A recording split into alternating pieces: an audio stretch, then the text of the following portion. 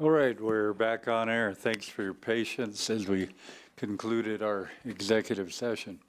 It is April 22nd, 2025. It is Earth Day, so there you go. Okay, celebrate. I got my green tie on.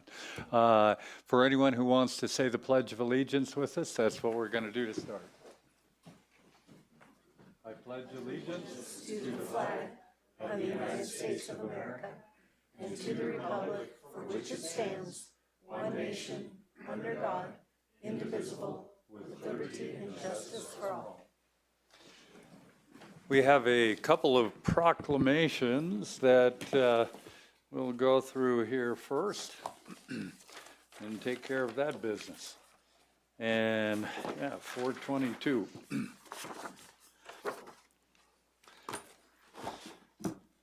You guys know I like these. Yeah. Whereas the foundation of a humane and just society is the people's willingness to work together for the common good. And whereas our volunteers demonstrate that it is possible to bring people together in response to our community's critical needs. And whereas National Volunteer Week is April 20th to 26th, 2025, and is an opportunity to recognize the individuals who selflessly give of their time and talents. And whereas in 2024, 283 volunteers gave 18,289 hours to the town of Estes Park through service on boards, commissions, programs, services, and events, which equates to a value of $612,498.61 to taxpayers. And whereas it is the duty of every citizen and leader to honor our dedicated volunteers and celebrate the volunteer programs that contribute to the quality of life in Estes Park.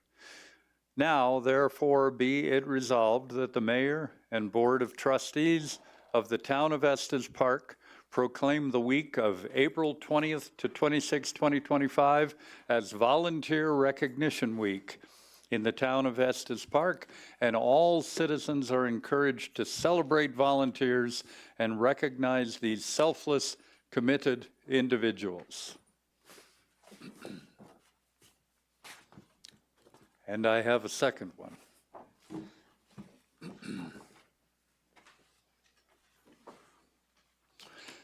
Whereas Americans are served every single day by public servants at the federal, state, county, and city levels whose efforts keep our nation working, and whereas many of Estes Park's public servants, including police officers, firefighters, utility workers, healthcare professionals, and others, risk their lives each day in service to the people of their community and beyond, and whereas public servants work day in and day out to provide the diverse services demanded by the American people of their government with efficiency and integrity, and whereas without these public servants at every level, continuity would be impossible in a democracy that regularly changes its leaders and elected officials.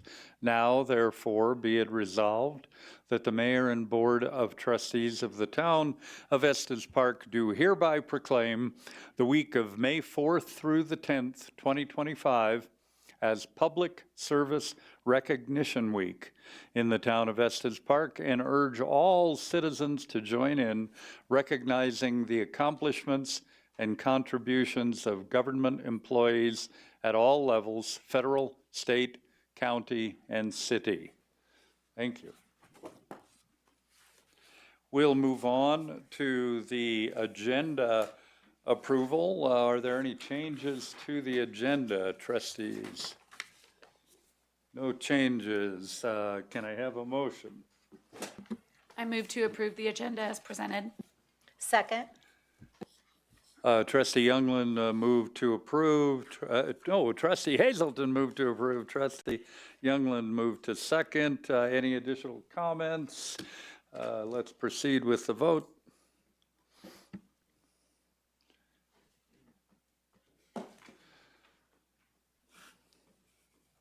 The agenda is unanimously approved. I should point out, Trustee Frank Lancaster will not be here tonight for other commitments. We still have an effective quorum. The public comment on topics not on the agenda. Any public comments on quasi-judicial items must be reserved for the appropriate public hearing. And we will have a limit of 3 minutes on your timing. Please state your name. And don't forget to turn on the little green button and move the microphone accordingly. There you go. Good evening, Mayor Pro Tem, trustees. A point of clarification, I have 4 different items. That means I get 12 minutes, right? Okay, fine. 3, 2, 1, let's go. Go. Christy Crosser, 200 4th Street. No, that's the museum address. 190 Button Rock Road, Pinewood Springs, which is in unincorporated Larimer County. It's in the school, library, and hospital districts. I just want to let people know that people think that we're in Boulder County. We are not. I want to thank the trustees for the community initiative grant for the Estes Park Museum Friends and Foundation. It was for an OWL for hybrid meetings, and it has already helped us retain a valued board member. So I want to thank you for that. I also want to let you know that I was so delightful to see the Estes Park Museum on your strategic plan, and then it was removed. That's okay, I can handle that. I want you to know that the reason I think it's important to put it back on is a museum is a different division. I mean, who comes to Estes Park to visit Public Works? They come to visit the museum. We're a destination within a destination, so I implore you to put it back in. Paid parking. I just want to say that as you guys know, I've worked paid parking as an ambassador for the past several years. There's a disconnect, and I'm interested in learning why there's a disconnect. When I'm out there in the parking lot, I do not hear hundreds or thousands of people complain about parking. Maybe I'm biased and doing something wrong. I know that the Baldwin parking lot, thank you for considering changing that parking lot name, and the library spaces are tough. The Baldwin parking lot is going to be great now that construction is done, but library needs help, whatever we can do. And I want to learn on what is the disconnect between what business is hearing and what I'm hearing. Lastly, visit Estes Park. Thank you very much for approving the joint meeting with the county commissioners. I think it's important. And if you saw the email thread that was in response to my message, it kind of gives you an idea and makes my case of the governance. And also, no term limit is not good governance. Thanks a lot. I made it. Thank you. Other public comments on items not on the agenda? All right. Seeing none, we'll go on to liaison reports. Trustee Eigel, you are up. Thank you, Mayor. I was going to say Happy Earth Day. I wore my bee tie, and I think honeybees are the key. If you haven't, go to the bathroom. The bathrooms, completely different experience here at Town Hall. They've been closed for a long time. The porta potties have been a hassle, but these are bathrooms you want in your house. I have not seen the ladies' bathroom, but it is an important part of the service I think we offer to our community, that we have services that are quality. Some people only see the bathroom in Town Hall, and I'm making a big deal out of this one issue because we have the opportunity in this community to make our public-facing amenities representative of the community. So the bathrooms are a small part of, I think, what's important to this board and this staff to make it a nice place to come. And as much as you think a bathroom is a small thing, when one sink works and 2 are taped out of service and you wouldn't sit on that toilet if you had to, Estes Park, I think, is focusing on details that matter to the experience of being in this community. So Small thing, the bathrooms are done, but check that out on your way out. You might get some design ideas for your house. Okay, last thing is I'm the liaison for TAB, the Transportation Advisory Board. We have 3 positions that are open on that board, and we were fortunate to receive 8 applications for those 3 positions. This is a very important board that looks to the long-term future of our community. Transportation issues are critical to Estes Park, the economic viability, the comfort and satisfaction of visiting here. So we have the opportunity to fill that board now, and we'll probably start those interviews in the next week, week and a half. That completes my report. Thanks, Mayor. Thank you, Mayor Pro Tem Stanek. I don't have much tonight, Mayor. First, I wanted to say if I was visiting Estes Park, I would visit Public Works. It's a great department to go check out, so please make it part of your vacation plans. Happy Earth Day. I think flamingos are the way to go.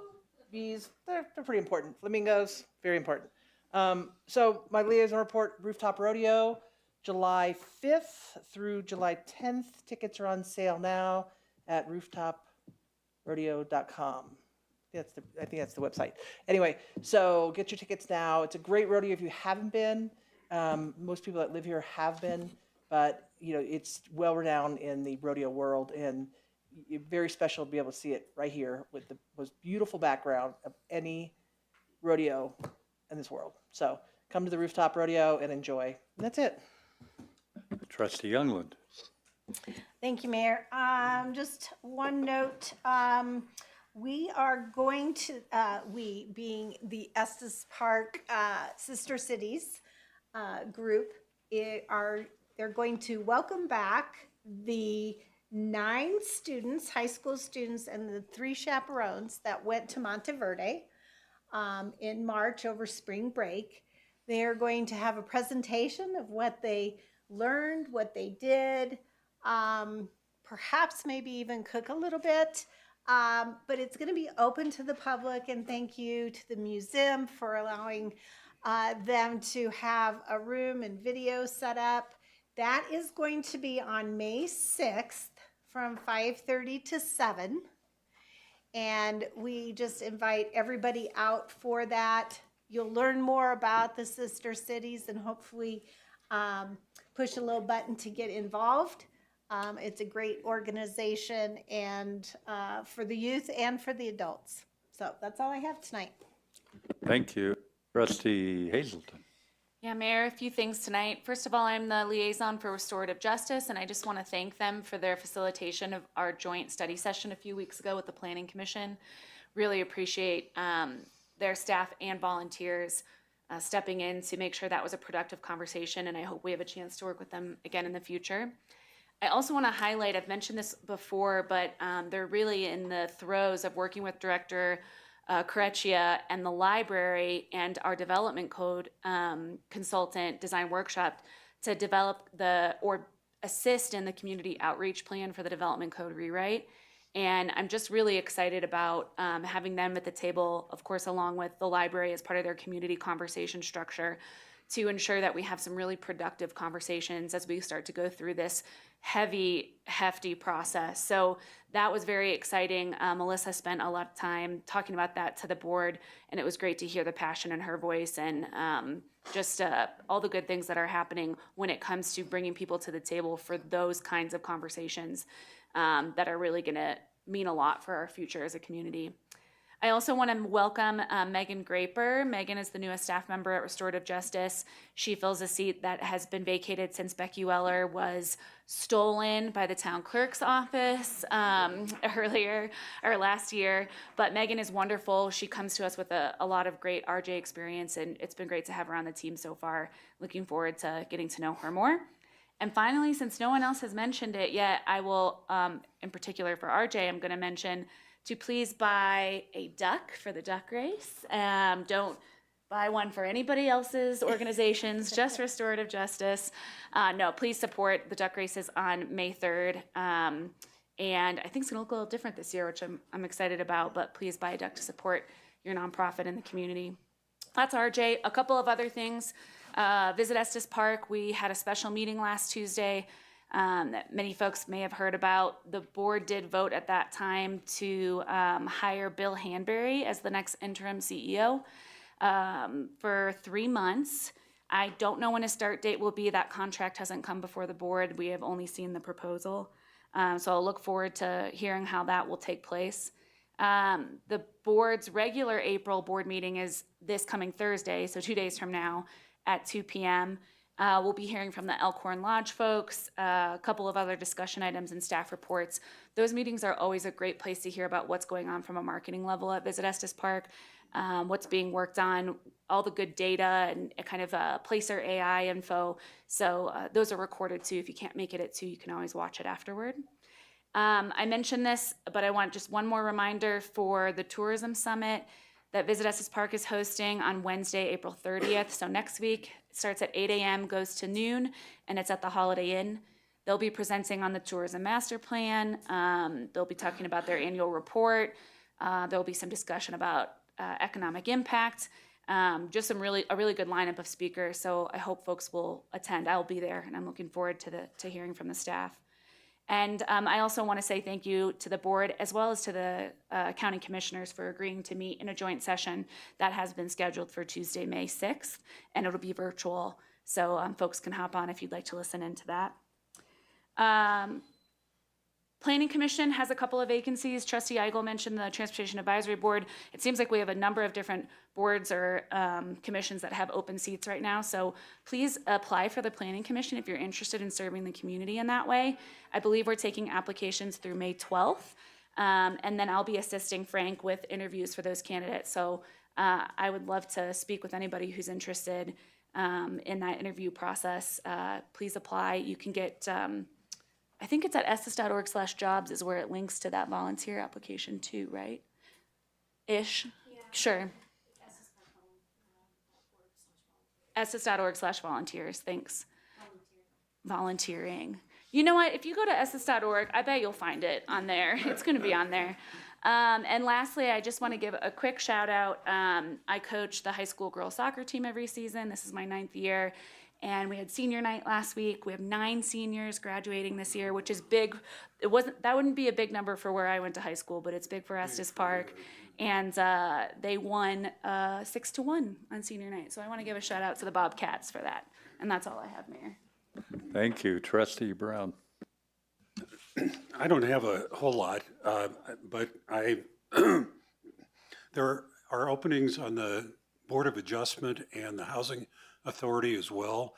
And Frank Lancaster and I will be doing interviews for that. But it's really important that we get people involved in these boards for the city. It makes a big difference on how engaged the rest of the community is as well, if we can get more people in those boards. So I encourage you to apply if you're interested. I am the liaison to the Economic Development Workforce Council, and there's lots going on with them. They've been running the BASE program since the fall, and they did a sprint program, which is a abbreviated version of BASE. That's a 2-hour event with Bill Welter this week, and he did a wonderful job, as he usually does. And the only other thing I want to, just for education for all of us, when the next thing we're going to be doing after the town administrator speaks up is the consent agenda. And take a look at the consent agenda tonight. There's items 4 through 9 show kind of the nuts and bolts of what this town is doing and what it's expending money on for the community. Lots of construction projects and things of that nature. You can really find out a lot on the consent agenda about what's going on behind the scenes. All of these items are budgeted, so it's not like it's just a requirement that it get approved by the town board because of the size of the contracts. But it tells you a lot of the sorts of things that are going on around town with these contracts. So I commend that to you, and Mr. Mayor, that is all I have. Being Earth Day, I want to mention one thing. I was at the Environmental Film Fest week and a half ago or whatever, and Nick Molay's new effort that has been in the works for a couple of years, Water, the Sacred Gift. The number one abiding message that I picked up on that, and it's a beautiful, beautiful film. It's on most PBS. It's available through most PBS stations, and of course through his channel. But the one message I picked up the most is somehow building continuity into future generations, the students now, the young folk now, and generations after them, so that everybody has that light bulb of resource management and perpetual sustainability, and get that ignited, get that fuse ignited. And if you have the opportunity, take that opportunity with the folks that you have interaction with. And it doesn't just have to be the kids. It can be an old person. It can be a young person in between, whatever. Wherever we can help get that message going, the more of us who are working in that direction to balance out our usage with our replenishing of resources, the better off this planet's going to be 7 generations and 50 generations from now. So that's your assignment. And my assignment, therefore, as part of that, is tomorrow I get to go on a field trip with, I think it's the 3rd graders out in Beaver Meadows. So I'll be trying to do that very same thing, although some of them are probably ahead of me, actually, I would bet. That being said, I'll turn it over to the town administrator and his report.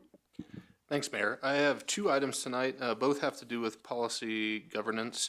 You'll recall last month I reported on policy 3.4, and at that time was reporting full compliance with all of the items there. I do need to report a partial compliance issue with 3.4.5. During the staff work on case studies for the high impact project process review, we identified a project where a change order was approved within available budget and the appropriate spending authority limits, but outside of what had been explicitly included in the language of a town board resolution. So we checked the spending authority, we checked the budget authority, we neglected to check the explicit line in the resolution authority. After finding that, we went back to 2022 to see if this had happened in any other instances. Typically, we do not include specific amounts in those resolutions for this very reason. We prefer to manage to a contract instead of adding an additional layer of expenditure authority. We found one other project from 2022 where we had the same issue. So I am reporting a partial compliance issue there. I do want to affirm that both of those projects were within or below budget. Both were within the proper spending authority, but we did not check the resolution authority, and therefore I can't in good conscience tell you that we were adhering to every single one of our purchasing policies with regard to those 2 issues. So I am reporting a violation there. I'm happy to answer any questions that you might have. We have rectified the issue beyond just being careful to attend to what's in those resolutions. We're including resolution numbers on our purchase orders to make sure that we're checking each level of that authority, not only the spending authority and the budgetary authority, but if there was any additional resolution authority that were in line with all 3 of those elements before making any changes. Well, it sounds like corrections have been made for future processes. Happy to answer any questions if you have them. Okay. Otherwise, it is the month for policy 3.3 and 3.7. I'm happy to report full compliance there. I do want to make one note on 3.3.3. This is the one where we're looking at operational revenue projections, making sure they're clear and projected and actual revenues are within a 10% margin of error, barring any catastrophic incidents. I have typically reported on that on an operational basis from a townwide perspective. You wouldn't want to see major discrepancies there. I do want to note that there were 2 funds at the end of 2024 that were outside of that margin of error projection and revenue. That was the Workforce Housing Lodging Tax Fund. Those revenues were short 17% due to overestimations in November and December. And then the parking services revenue was short by 20%. Staff made reductions in expenditure to match those to ensure that there were no budgetary issues. I did want to call those out though, since they were within the town funds. Those were 2 funds that ended outside of that 10% margin of error. Other than that, I'm happy to answer any questions you might have about policy 3.3 and 3.7. Seeing none, we'll proceed to the consent agenda. Thank you, Town Administrator. And I have the great fortune of reading the consent agenda in full into the record. We've got quite a one here. I'll go fast. Bills, item 1.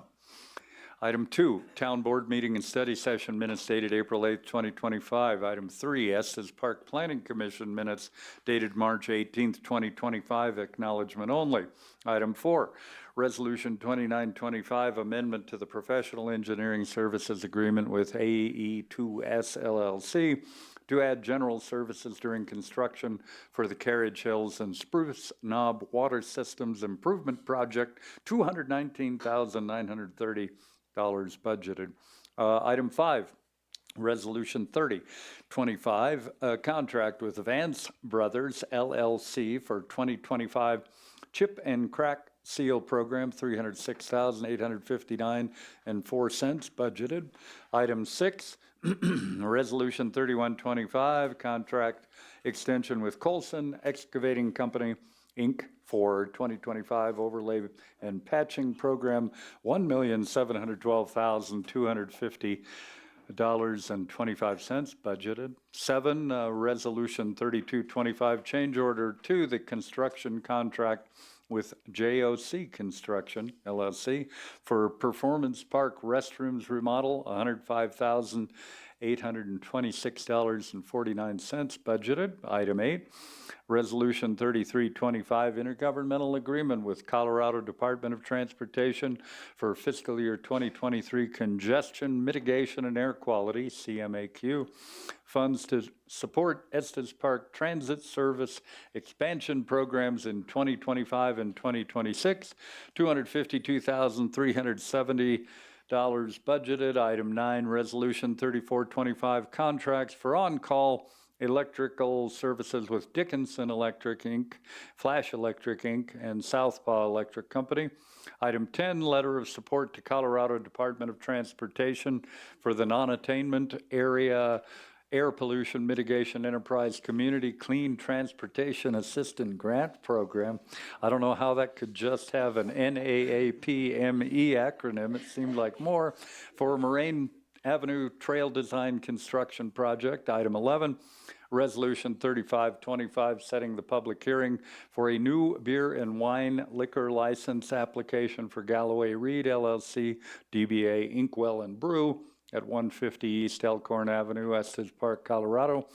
12, Resolution 3625, setting the public hearing for a new hotel and restaurant liquor license application for Fortuna Aurea, Inc., DBA Park Tavern, 237 and 247 West Elkhorn Avenue, Estes Park, Colorado. And finally, 13, acceptance of town administrator policy governance report. Does any member of the public request to have an item removed from the consent agenda, including trustees? Seeing none, I'll take a motion. Mayor, move that we accept the consent agenda the way you read it. Second? Trustee Eigel moved to accept. Trustee Youngland seconded that motion. Any other comments? There are none. Let's go ahead. Just one comment. There is a I want to comment. refer you back to 4 through 9 here. And look at what we've got on here. We've got Carriage Hill Spruce Knob Water Systems. Your town provides water for the entire valley. And then Chip and Crack Seal Program, number 5. And then in a related overlay and patching program in 6, we also take care of your streets in the town, and this is part of that. And not to be outdone, we also take care of remodeling bathrooms, item 7 for the Performance Park. And we have a transit service, so item 8 relates to that.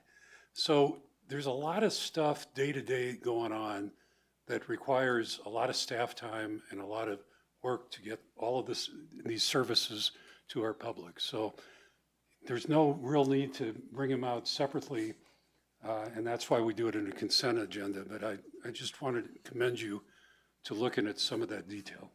Well, thanks for highlighting that. That's a very good point. The money spent is money well spent in these cases. So thanks, Trustee Brown.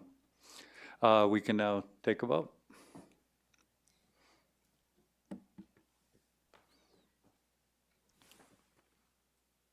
Let's see, I'm not seeing the votes on the screen, so I'm not sure of the status.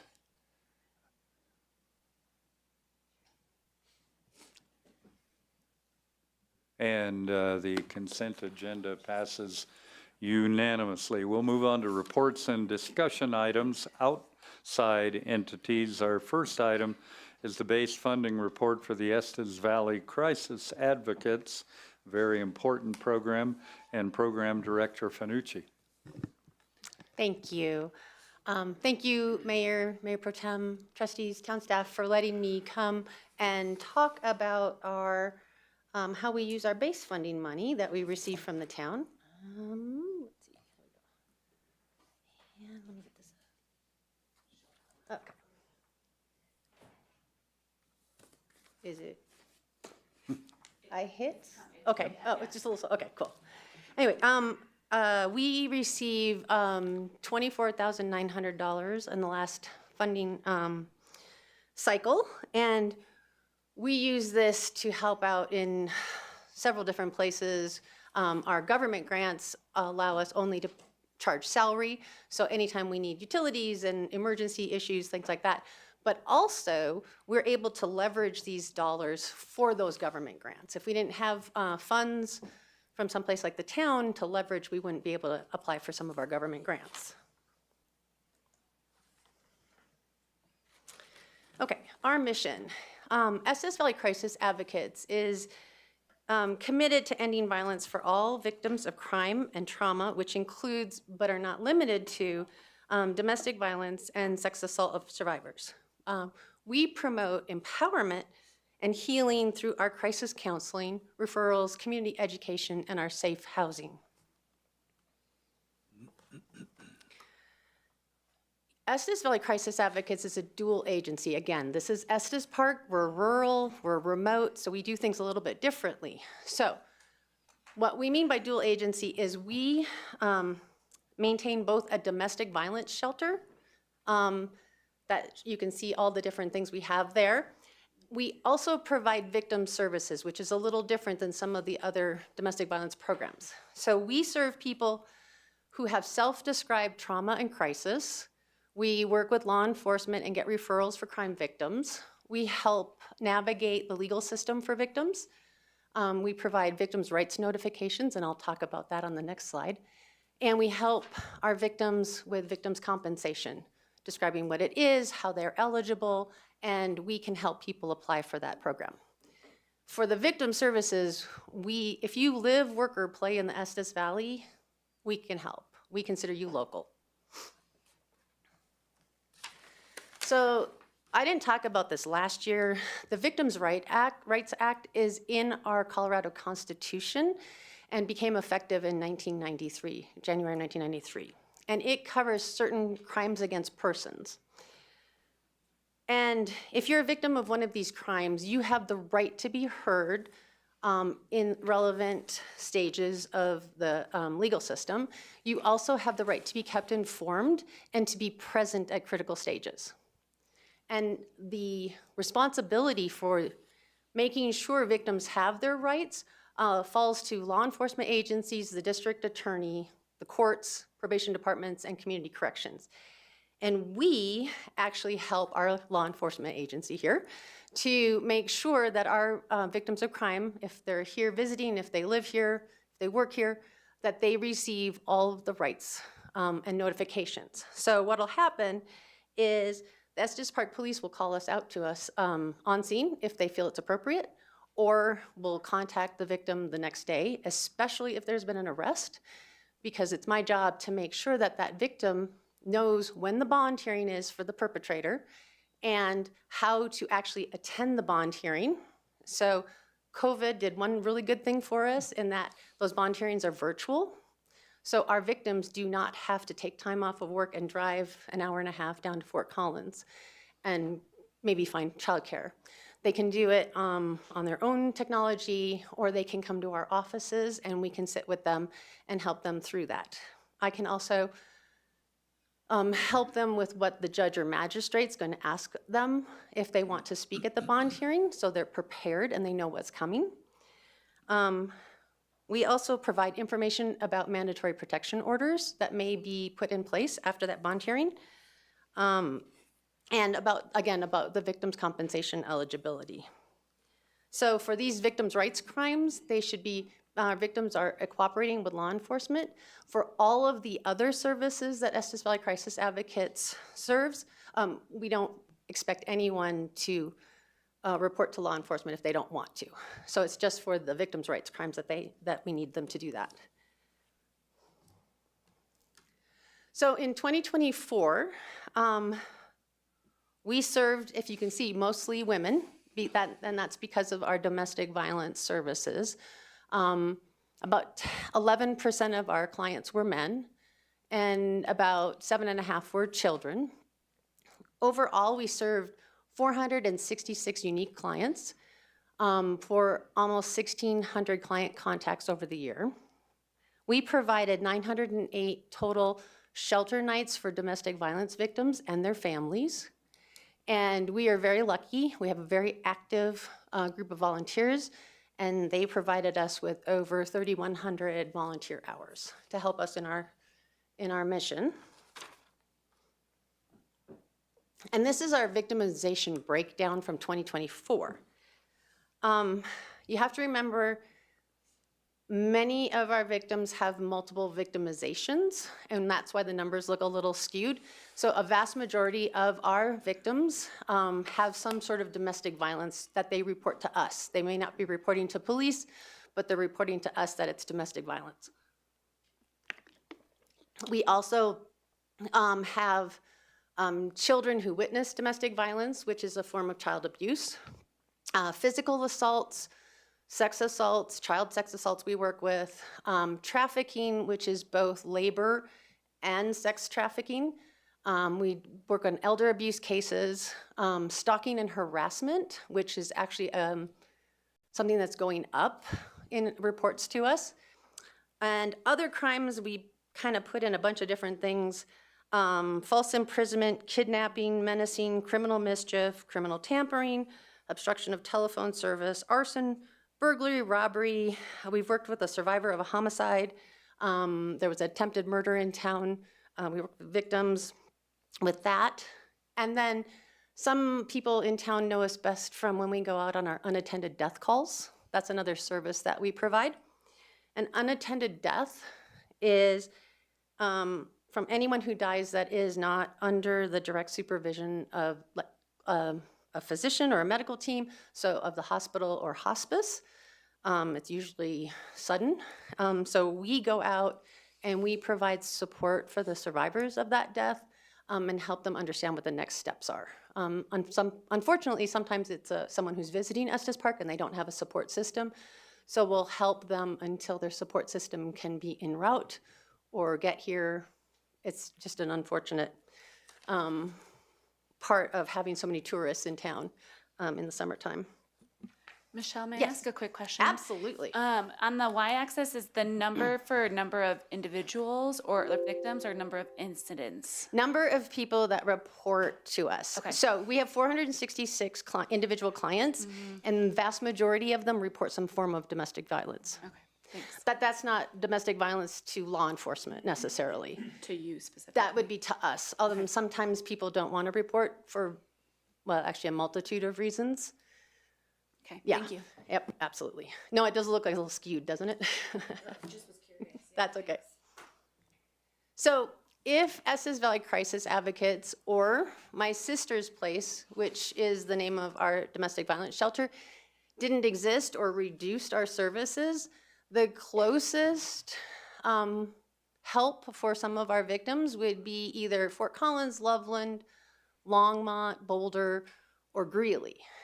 And that's quite a barrier to getting help for some of our victims. So let's say you're a local domestic violence survivor and you want to leave your abuser. If you can't come and stay locally, you might lose your job because we may not have a car, for one. Some of our victims don't have cars. They have kids in the school district. They have multiple jobs sometimes, and driving up and down that hill twice a day or multiple times a day is really quite a barrier for people to leave. That's just one of the things. So we think that it's important to have us here. The other thing that makes us a little unique is that we're on call 24/7. We have somebody responding no matter what time of the day it is, what kind of weather there is. If it's a holiday, at least one of us is always on call, and we're always here for our community. And all of our services are 100% free and confidential to anyone that needs it. So we don't ask anybody to report to police. We don't ask about where you live or where you're from, or we don't ask you to pay. So everyone who needs us can come and talk to us. We have a text line, not for emergencies, because I can't guarantee it's going to wake me up at 2 a.m. But during the day or on the weekends, some people feel more comfortable texting. Younger people feel more comfortable texting, so oftentimes they'll use that or call us on our hotline. And it's appropriate that this is Volunteer Appreciation Week. We have our staff and our volunteer board of directors plus 3 of our volunteer crisis advocates on this list. And I'm happy to say that everyone on this list, except for the chief, lives either in town or inside the school district. So everybody's local and everybody's available and understands how the town works and how the community works. Yeah, so if you guys have any questions, I try to stay within my 7 minutes. Trustee Ike. So thanks for this rare opportunity for the people to see you. I think, so I used to call this victims advocates, and We that, used to be victims I advocates. keep getting corrected. Yep. So in the time that I have worked with volunteer with the fire department, I worked for the hospital. Your organization doesn't just bring this sense of calm to the people who are traveling or the people who live in town and who go through really any crisis. It's so easy for a rescuer to call and say, can you send an advocate? It brings calm to the people that are dealing with something they didn't expect. And it brings a sense of calm to the first responders who are good at crisis. They're good at taking care of problems, solve a problem, anything that comes up. But it's that part where you go to, what's the rest look like? So I have to thank you for that sense of calm that you bring to first responders, because there's a great value you may not have realized that is also being handed out. So I'd say that people don't get to see usually. You all are really behind the scenes. You do a great job behind the scenes. We want to keep you behind the scenes. And I think it's should be a priority for us to continue with this funding, as it is a service that people really have no idea they'll need until it's Until they time. need us, yeah. Yeah, so I appreciate that. Thanks from both sides, from visitors, residents, and from the first responders for the work that you're doing. Thank you, thank you. And we don't mind coming out. We have the ability to be quiet and sit and listen to what the person left behind needs from us while you guys are doing all your stuff. And we can just take care of things, yeah. Other questions? Tremendous work. Thanks so much. Awesome, thanks. We're going to move on to item 2 in the report and discussion items. This is the Community Wildfire Defense Grant funding for the Estes Valley Fire Protection District. I think we have Division Chief Landcamer and Supervisor Forrester Erickson, and there's John. Okay. Good evening. Thanks, Mayor and Mayor Pro Tem Trustees, for having us here tonight. We're really here just to answer a question. But before we get to that question, I want to go through a little bit of history of the CWDG grant to remind everybody where we're at with that project. Just as a reminder, the community adopted a community wildfire protection plan in August of 2022. After that, one of the projects that was identified as an extreme risk was Thunder Mountain Project. So work began on coordinating with neighbors, property owners in that neighborhood to get a project going. I'd be remiss in not pointing out, I've got a lot of partners here tonight. So we got 2 folks from the Estes Valley Watershed Coalition, Don and Willin, Max with the Forest Service, Laura and Logan from the Fire District, and of course Chief Capel as well, and Jack Kister representing Thunder Mountain. He's also volunteer auxiliary with the Fire Department. So July 2023, the Forest Service, Larimer Conservation District, and the Estes Valley Watershed Coalition completed a forest inventory of the project properties. Thunder Mountain Unit 1 was completed with some other funding over the last couple of years. Then in September of 2023, the State Forest Service provided a silviculture prescription based on that complete forest inventory. And I just point out the forest prescription follows the State Forest Service ecological restoration best practices to ensure a resilient project. Good to be talking about forest health on Earth Day, right? You want to define silviculture? Matt?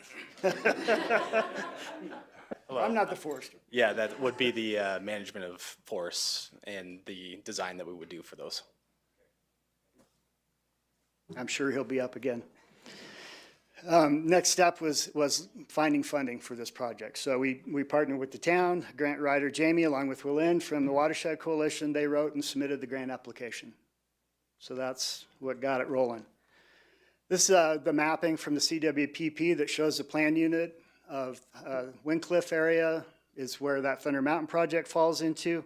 But you can see, and again, this is just a reminder, there is no properties in the Estes Valley Fire Protection District that are less than moderate risk. So this is in an extreme risk area on the south end of town. Yeah. So some of the goals from the prescription that was written for this project, keep that wildland fire behavior low to the ground so we can manage it. If there is a fire that moves through there, try to keep it down and out of the trees. And again, to promote forest health and wildlife health, open up that canopy a little bit. To increase resilience to natural disturbances and severe weather events.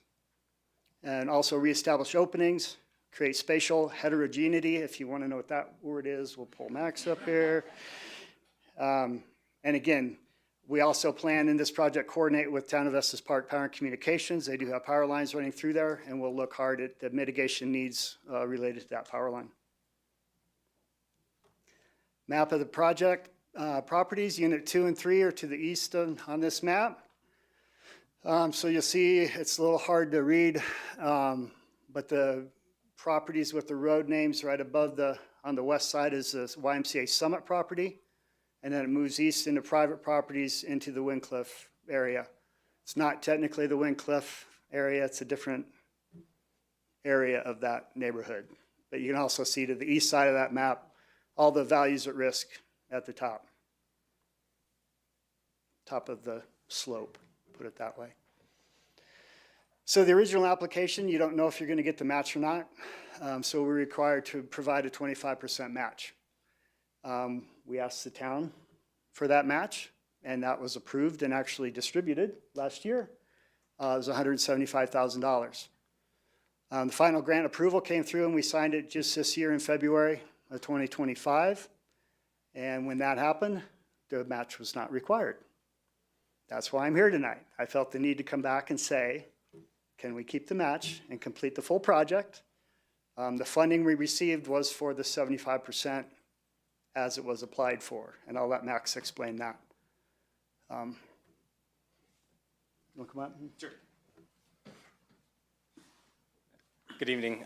With the Community Wildfire Defense Grant, this was a grant that required, a 25% match from all the applicants. And as Chief Landcamer stated, you could also apply for a match waiver depending upon some of the specs within the grant application. When it came time and we were notified it was approved with the United States Forest Service, that's when we discovered that the match was waived, and so you have now extra money to determine what to do with. So that's pretty much the story, but here to help answer any other questions as well. At what point will we be actually considering an action regarding this? Mayor, so the action on this one has already happened. The board has approved this contribution. The change has been the change in the match requirement. So the fire district's essentially asking whether that grant application or the grant match can continue to be used for the full project. If there is an action to be taken, staff would need town board direction to bring back a further action at a town board meeting to ask the fire district to return that money since the match is no longer needed. I think Division Chief Landcamer would tell you more about the consequences of that and what that would look like. That would be the proposed future action from the town board. If you do not wish to take action, if you wish to let that money be used for this project, you don't need to do anything. And so what components of the project would not get done if that 175 came back to the town? And I believe this was in the memo that Town Administrator Mahalik prepared for you, but the Yeah. budget, total budget was $740,000. Right. The award from the state, through the State Forest Service was $555,000, so 75% of that total budget. The $175,000 plus some other funds made up the $185,000 needed for the match total. Okay, so it would reduce the project by 25%. It'd be 150 acres instead of 200 acres. I mean, just to look at it in that plain, simple, we wouldn't get the full project. And it's in those red and bright red areas that we're talking about. Yes, sir. And I will open it up to the trustees for questions. Trustee Youngland. So when I was reading through that, this project's going to take 2 to 5 years, I believe is what it stated. So I was just wondering if those funds really to complete the project at 100% really aren't needed for just pick out 4 years down the road, then conceivably we could reissue to finish the project in 4 years funding. So would you necessarily, I guess what I'm getting at, would you necessarily need to have all those funds now, since it's going to take you that long to get the project done? Maybe we could use those funds elsewhere, but knowing that we can commit 3 years from now to finish the project. I don't know. My intent, when the funds were provided to us up front, my intent is use that as a capital. This is a reimbursement grant, so we're gonna have to hire a contractor, pay a contractor, ask for reimbursement. This gives the fire district the ability to have those funds to do that with, because we really don't have a capital pool for this yet. This is a new program for us. We're working on some more. I look at this project as a catalyst for the community. I want to see it be successful. I want to see it go forward and make a big difference. And I'd like to see these happening in other important drainages and other important areas of our community that need this kind of work done. The grant, again, we're hiring contractors to do this work.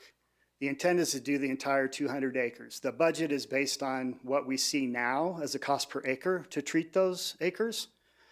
So that can also fluctuate. We could actually be on the other end of that and expend the entire grant earlier and maybe not get all the 200 acres. Our goal is to get all 200 acres, but again, it's at the mercy of hiring contractors to do the work. Did I answer your question? Trustee Hazelton. Before I make my comments, do you have other slides that you wanted to get through, or are we at, okay. This is it. Okay, cool. Just wanted to make sure. I remember when we talked about this, I went back and read some of my notes from that conversation, and I remember honestly being really hyped up about the project because of what a threatening area it is. And for me, because we've already, allocated that money, it's been received, the risk of that area hasn't changed. It's probably gotten worse, honestly.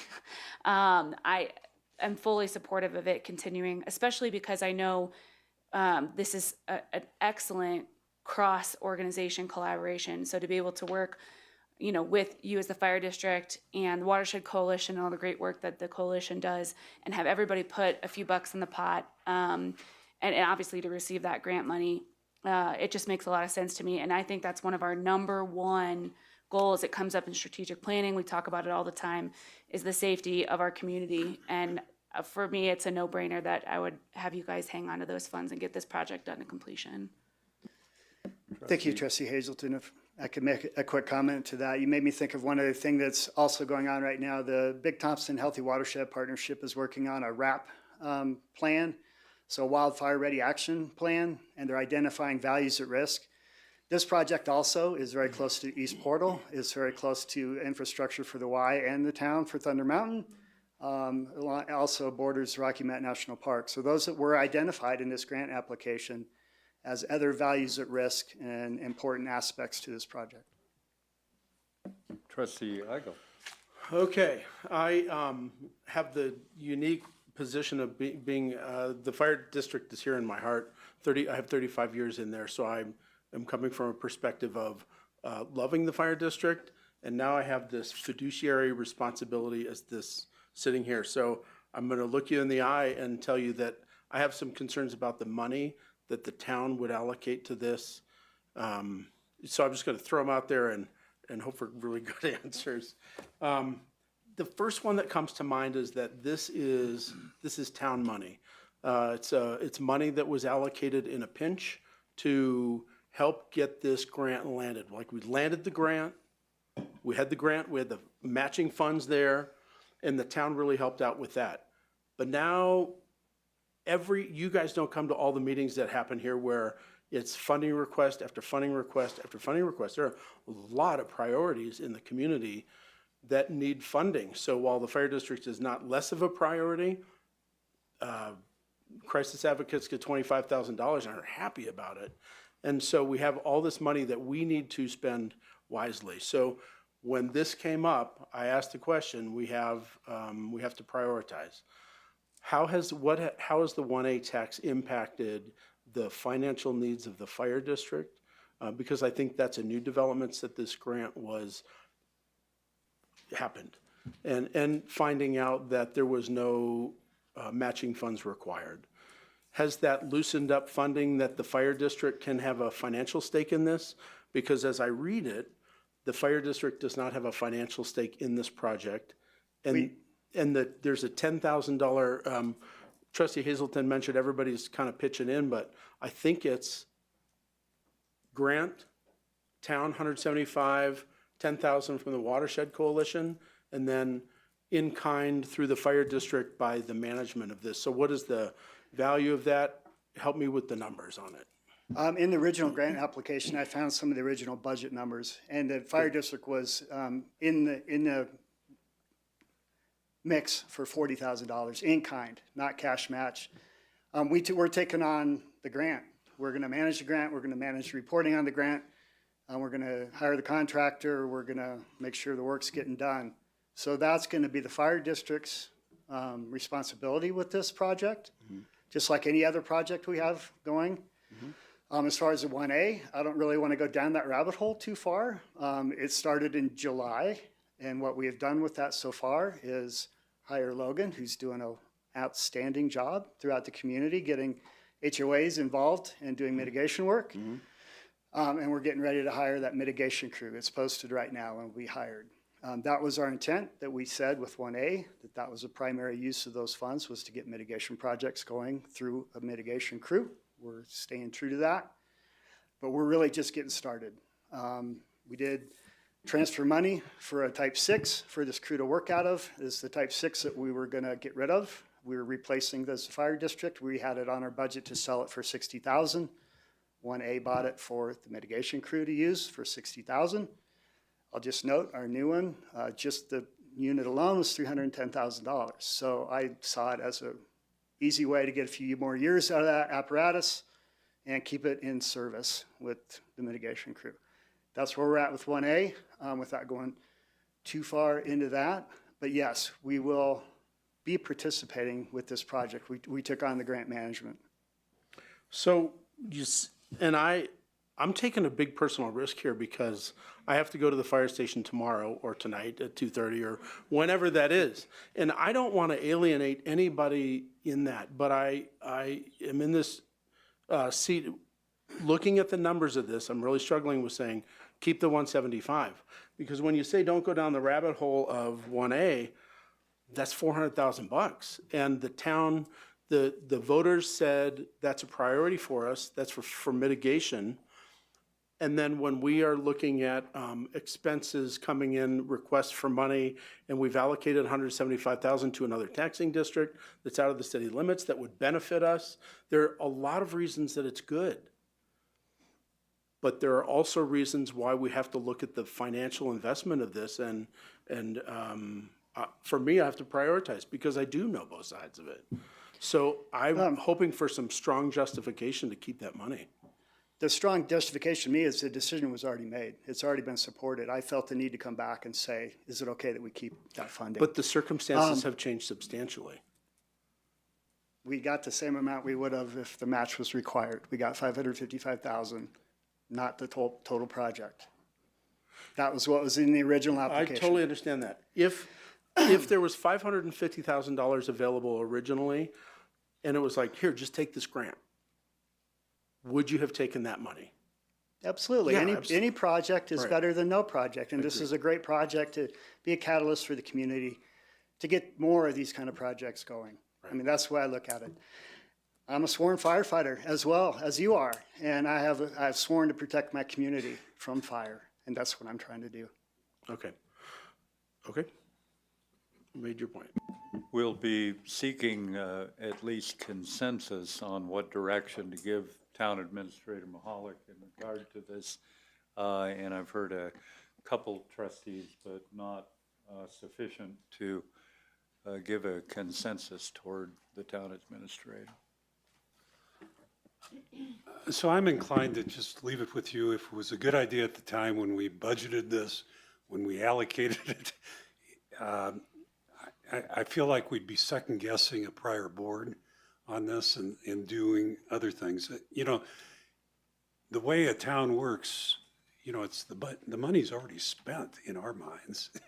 And I don't think that we reprioritize things that happened previously. And obviously there's the need for this, and it's going to be a matter of how much you can get accomplished. And it's certainly a priority of ours for this for fire mitigation overall. So I would support keeping it with the fire district. Trustee Youngland. I just have a question. If another grant came up, which I'm sure you're always looking for grants, right? I mean, this is a very small portion of what needs to be done, and I wholeheartedly agree that it needs to be done. I'm just thinking maybe we could use that money elsewhere, and then when you really need it, we could do that. You know, I'm just kind of thinking outside the box. So let's say there's another grant that comes up and it needs to have a match. So would you be coming back to us to ask for that match, or would you be looking at using some of the 1A funds, or just hypothetical? Hypothetically, we're going to look at all avenues for match.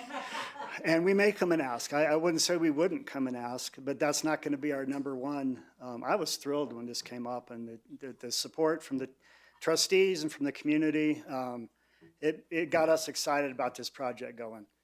We've got other grants we're in the middle of right now. We have a furworm grant that's paying for half of Logan's salary. We have a co-swap grant. They're coming to do some work on town land in June this year. We have Team Rubicon hopefully coming in the fall. So we've got other projects going as well. And yes, if 1A is not completely expended on staffing, we're going to use that money towards mitigation. Whatever that looks like, it will stay towards mitigation and the things we promise the voters. Trustee Youngland, do you have a direction for staff? I'll get off if you want. I mean, No, Trustee Mayor Pro Tem. So over the last almost 30 years, right, I've seen a huge change in the fire department from almost 100% volunteers, except for maybe the chief, I think, at that time. And it was paid for almost wholly by the town. And then the fire district came about and got funding from that. And it has grown substantially since the beginning. Not unwarranted. I mean, I think it's a great department, and it saved Estes Park multiple times. So don't get me wrong here. I'm not ready to make a decision on this. I actually would rather I want to talk to Tracy Aggie a little bit more about this a little bit. I do think, like any organization, and I'm not pointing this at the fire department whatsoever, any organization, if you have the money, you're gonna spend it, and you're gonna do probably great things with it as a fire department. And I get that, but we do have so many other things that we have to put this money for. I just want to make sure I'm making the right decision. I'm not saying I don't know where I am on this, honestly, and I just have. Well, I guess I need more information and more discussion. And Trustee Eichel brought some really good points up, and I look at where the department's gone in the last 30 years, and I think it's all great directions, but we've gone from, you know, probably okay equipment, don't get me wrong, probably not the greatest equipment 25 years ago, but all of a sudden we have like huge, great, very expensive equipment, which is wonderful, but I just wonder if that money's not better spent somewhere else. And the one thing I disagree with is that it's already spent, because it's not. Yes, it was budgeted once, and yes, it was allocated for that, but it's not spent. We have other things to spend on, and I'm not saying yes or no. I am nowhere leading either direction, but I am not ready to make that really decision before I make a few more just discussions with it after a few little things have been brought up to my attention. And I just want to be honest. I just want to have more information before I point that direction. What would be, town administrator, what would be the path for additional discussion? Would it come back to the board for broader discussion?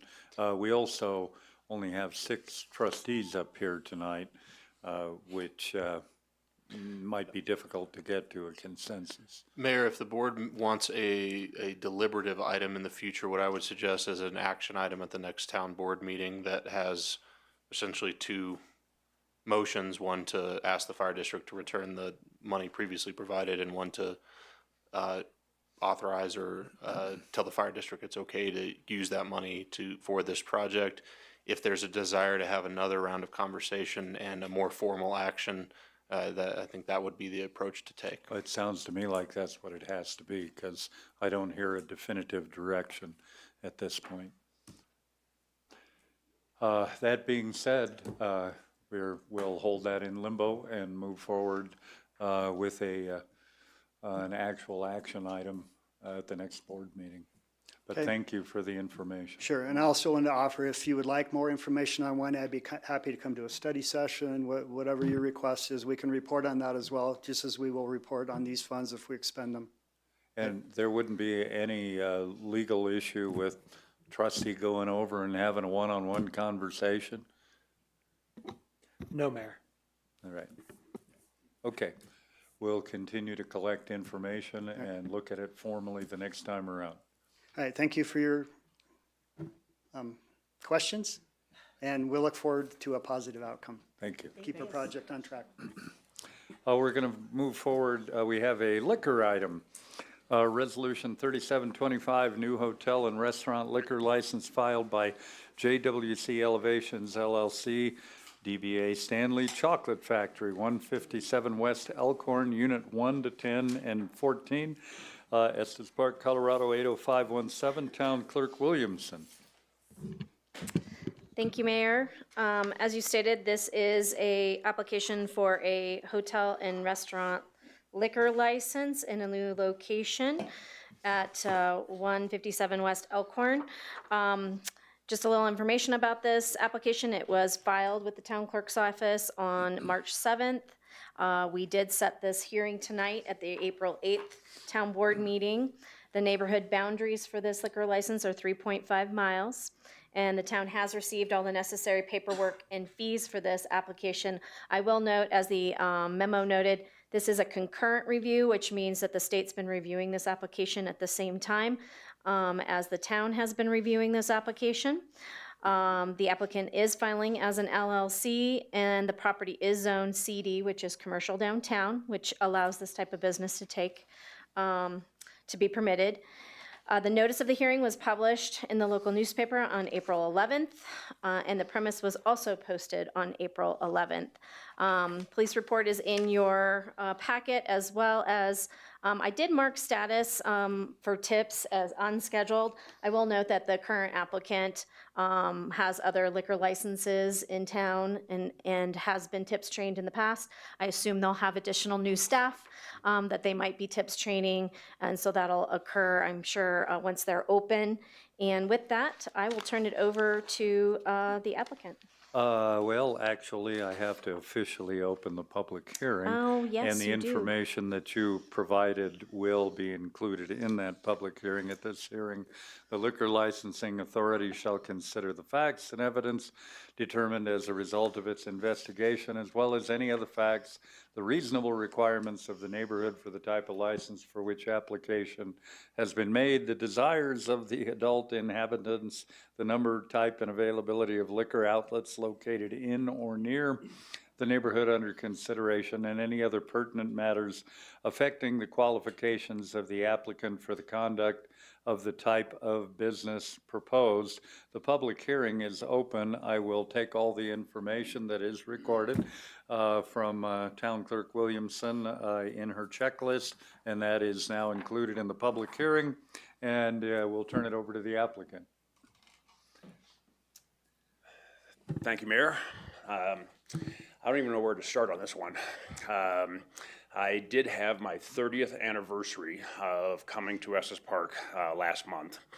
And what was really unique and weird about it was not the fact that there was only 7 people at the Stanley, 3 of which were guests and 4 were employees, but that I flew into Stapleton Airport and flew back out of DIA. And I said, this is really crazy, because why would anybody take a perfectly good airport and put it out in the middle of Saskatchewan? Who's ever going to come to this airport? And it's now the 6th busiest airport in the world. Stanley has gone from $1 million a year to now $44 million a year. And little did I realize that I would be on a 30-year journey myself of doing the same craziness that the town of Denver did by moving the airport to Saskatchewan, where the people will come. And the chocolate factory, much like the Stanley, has a magnetic appeal that people will come to. Having critical mass and having the ability to have a full family experience, I think, is missing for any parent with kids and under family 12. And having them have something to do on a wet, cold, rainy day.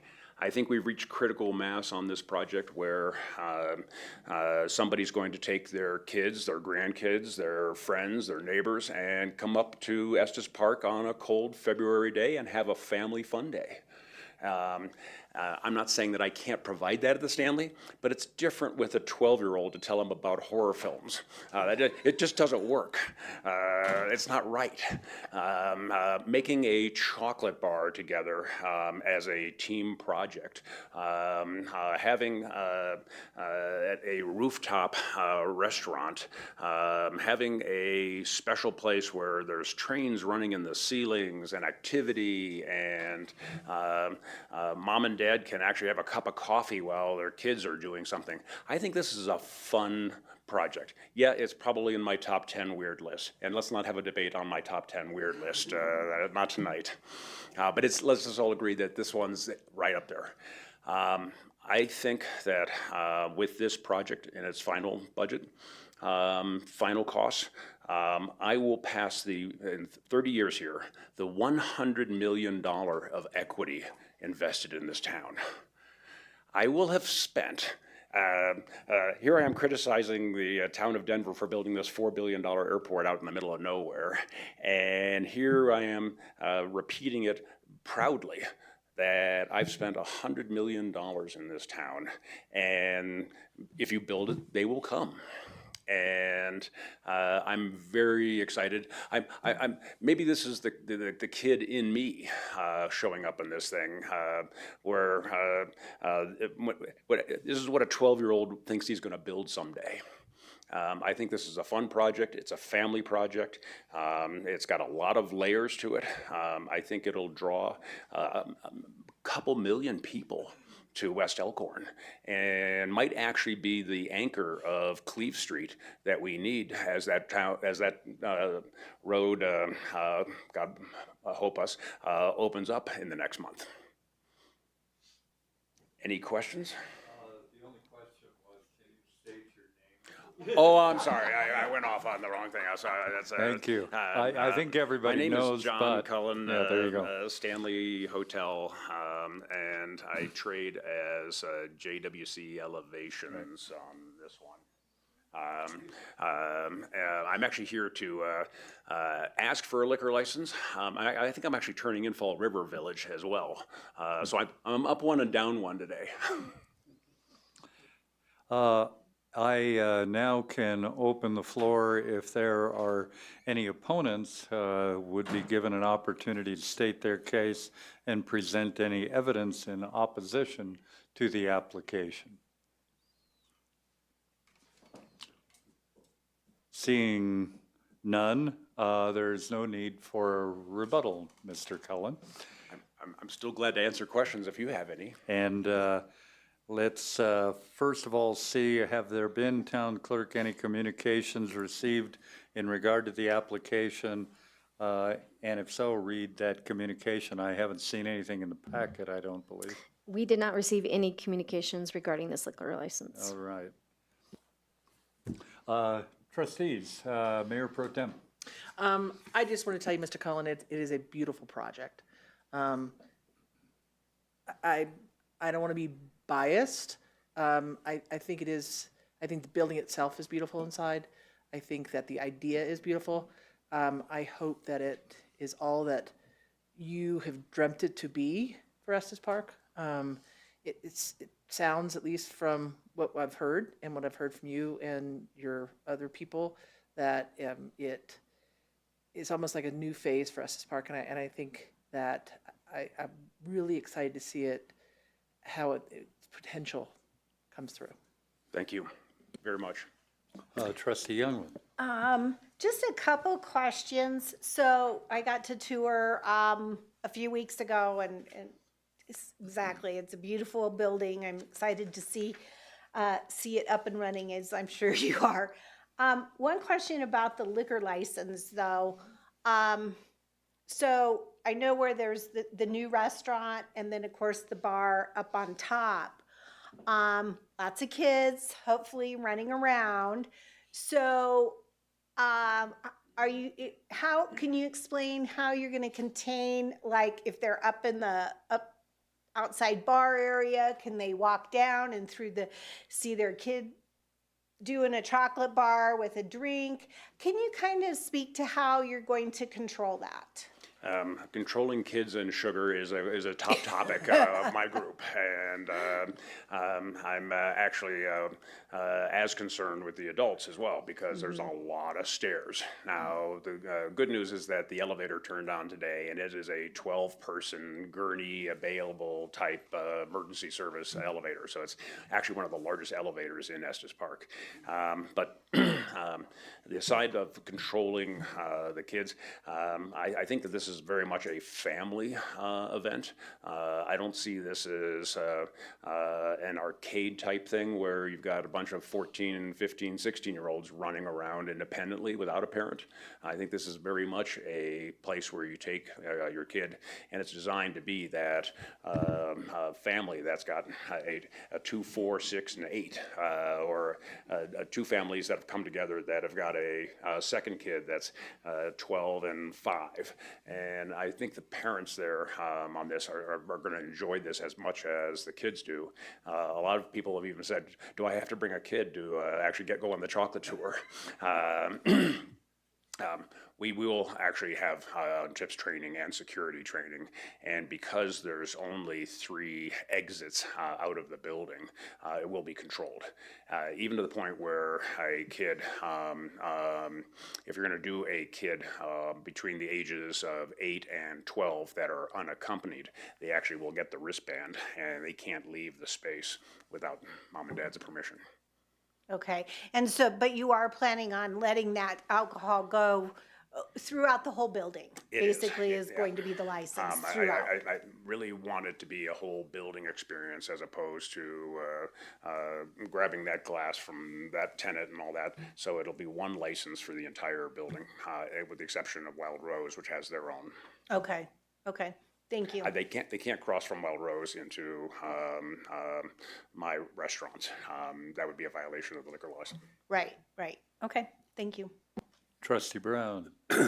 Yeah, I've got one question. It's my understanding that the hotel and restaurant liquor license requires that 25% of your revenue come from food. It does. Is that all going to be chocolate, or is? You'd have to, the quantity of chocolate to alcohol would be a funny accounting, so I don't think I'm going to make it on that. Let me introduce you to Estes Park's newest restaurant. Wes?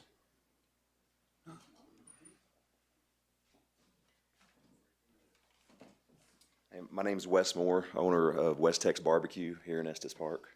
I'm a mobile caterer and a vendor, and I went into business July of 21 and had a business license every year. So we're looking forward to what's going on the rooftop up there, and I will be the guy providing the barbecue up here. Let me put some sales spin on this. I think it's going to be the coolest thing, where there's a family picnic table, rooftop, barbecue. Every day is the 4th of July. There's finishing on the grill, picnic tables, U.S. flags. This is no amplified music. I think this is just going to be a family fun picnic barbecue. Mr. Abilene turns Colorado cool, flipping the stuff there. Yeah, this is going to be a family joint. This is going to be a great thing. There's shade there. Thank you, town administrator, for helping us do that. This is going to be terrific. Trustee Eigel. So breaking news again on the live broadcast from a town board meeting that West is going to do barbecue on the roof, that you have the largest elevator in town. Yep. I do have a couple questions though. Is there going to be any ground level exterior consumption, or will it all be within the building? Let me think about it. The answer is actually Exterior patio, and that's the only question about the alcohol. The Gold Room will do catering, and actually you can get alcohol in your coffee in the coffee shop on the ground floor. That would be the one place limited to that area, ground floor. But outside, nothing else. Okay, so I feel like it's going to be contained within the building. Wild Rose has a license to the patio on the Alcorn side. West, the east side. That maintains has already been approved. Yep, and they have a fence there. Okay, so I have watched this project owning a business in the neighborhood. I have watched it go on and on and on. Your patience to get it done, I appreciate your attention to detail. You can just go by and look in the windows and see what amount of money and time and details being paid to this. So it feels like to me, from my outside observations, just being present, is that you will focus on this being watching the details and making sure it's kept up, because I think there's a lot of pride and you have a lot invested, and I recognize that. So for me, that says that there's going to be some oversight to make sure you maintain that investment. And I don't think that this, when we talk about, is it needed in the neighborhood? Is this going to improve the liquor scene? I don't get the impression that this is going to come off as a bar or it's going to come off as a liquor store. Yeah, I think it's going to come off as a destination that the whole family can roll into. It is very strange. You spend 5 minutes saying what a great family destination this will be in a liquor license hearing. So that was an interesting twist. But I think that portrayal is accurate, that building, that property, that 4th of July every day is going to be a destination for the whole family, and this is a piece of it. So because of that, I would support this and want to see it move forward and open up. I'm hoping, I said to one person the other day, F.O. Stanley opened up all his buildings on the 4th of July. He was a very patriotic kind of guy. And so I said to this person, I'm opening up 4th of July. And she goes, 25? Nope, we are opening this thing full engines ahead. Trustee Brown. This is going to be a tremendous improvement for downtown. I'm very happy you've been successful enough in your hotel business to be able to fund something like this. It's very unique. It's very unique to the point where lenders actually give me money for Yeah. it and say, Cullen, we're going to trust you building the world's first children's chocolate factory. Hershey's tour meets Willy Wonka meets F.O. Stanley. Yeah. Well, anyway, I think it's going to be a tremendous development. It will be a destination and a core part of West Elkhorn as well as Cleves. So thanks for doing it. Trustees, any other questions or comments? All the evidence presented will be accepted as part of the record. This public hearing is closed. I will take a motion. I'd like to make a motion for us to pass Resolution 37-25, the new hotel and restaurant liquor license, filed by JWC Elevations, LLC, doing business as Stanley Chocolate Factory at 157 West Elkhorn Avenue, Unit 110 and 14, Estes Park, Colorado. I'll second that. Mayor Pro Tem Sinek made the motion to approve Resolution 3725. Trustee Youngland seconded it. One last comment that I'll make. The kid in me, that resonates with many of us. I just last month turned 70, and I have plenty of kid left in me. And from the first time I saw this project, I wanted to make that candy bar. So a lot of people don't know I played Willy Wonka twice on stage. Yes, thank you very much. One of my favorite roles. Who knows? Maybe I'll reprise it over there. Anyway, we can move to a vote.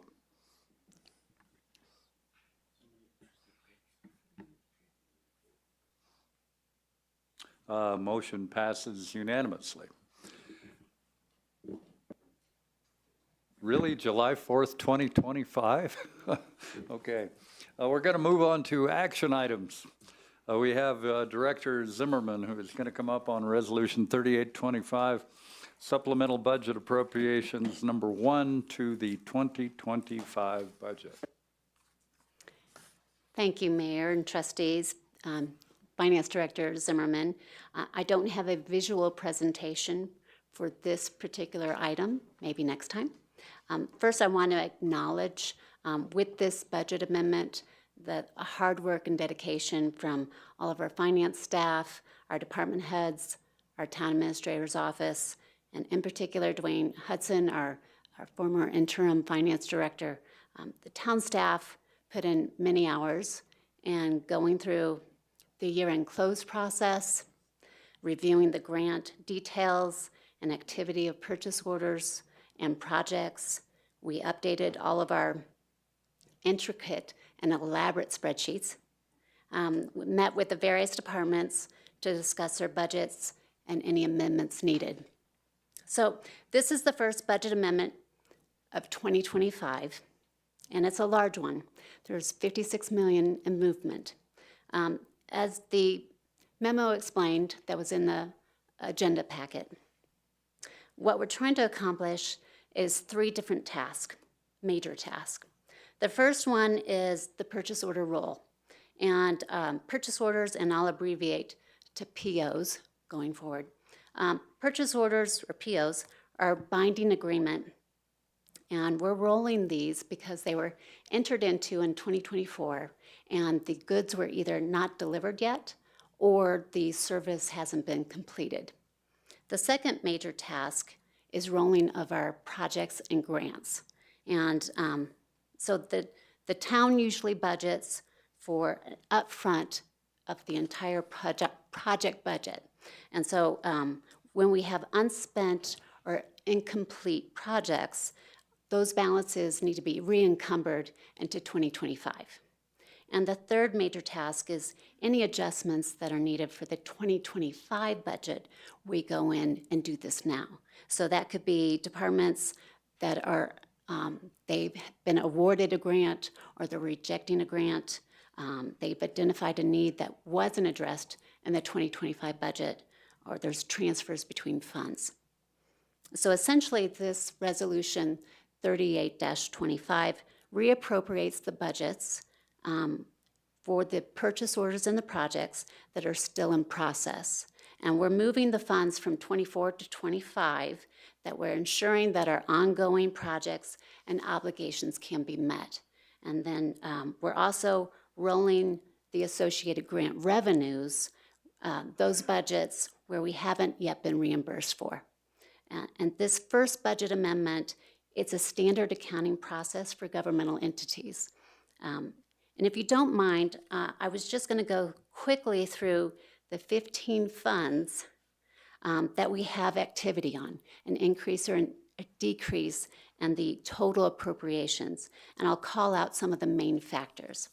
So I'll kind of number them as I go so that you can see we're getting close to the end. I know we've got a long agenda, so I want to be quick. It won't take any longer than the consent agenda, so go for it.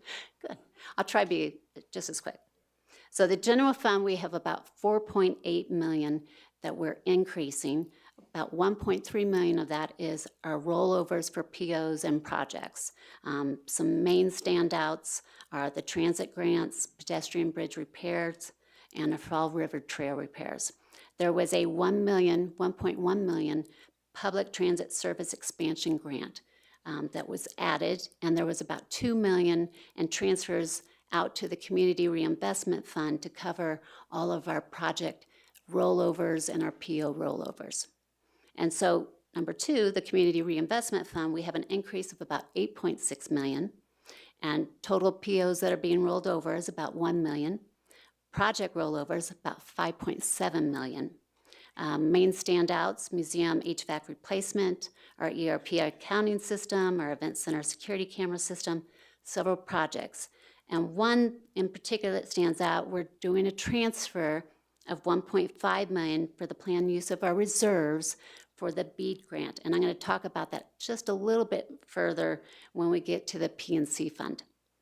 So unused project budget from the Community Drive Roundabout, we are utilizing 150,000 and putting that to the Parking Services Fund, and that's going to go towards the Bighorn parking structure.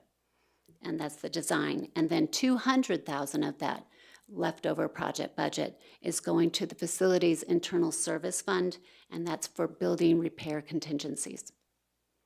Number three, Conservation Trust Fund, we have an increase of about 19,000. That is just a project rollover for the Thumb Open Space parking lot. Number four, Larimer County Open Space Fund, increase of about 900,000, and that is mainly your POs and project rollovers related to the Fall River Trail project.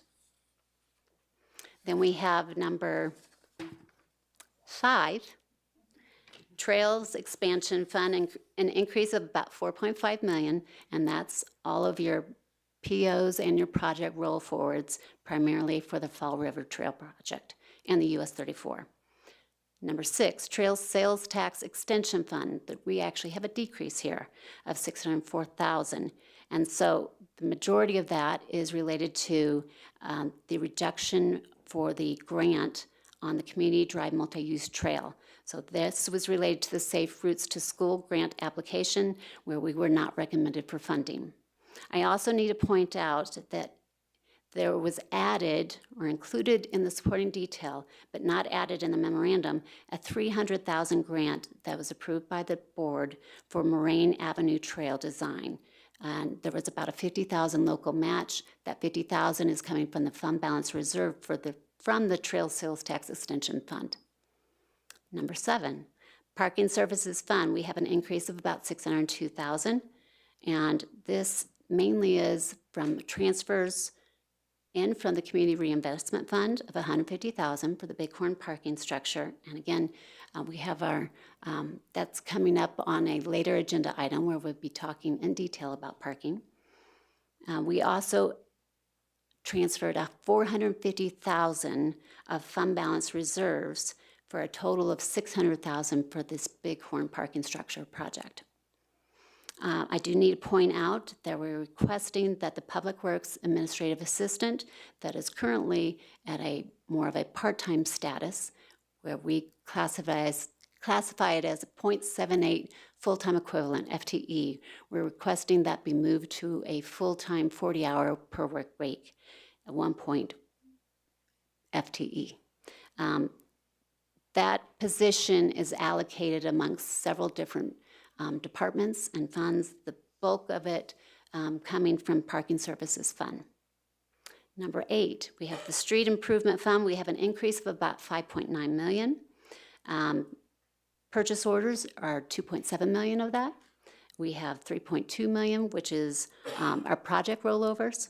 About half of those are related to our Cleve Street rehabilitation project. Number 9, we have Workforce Housing Lodging Tax Fund. We have an increase of about 2 million.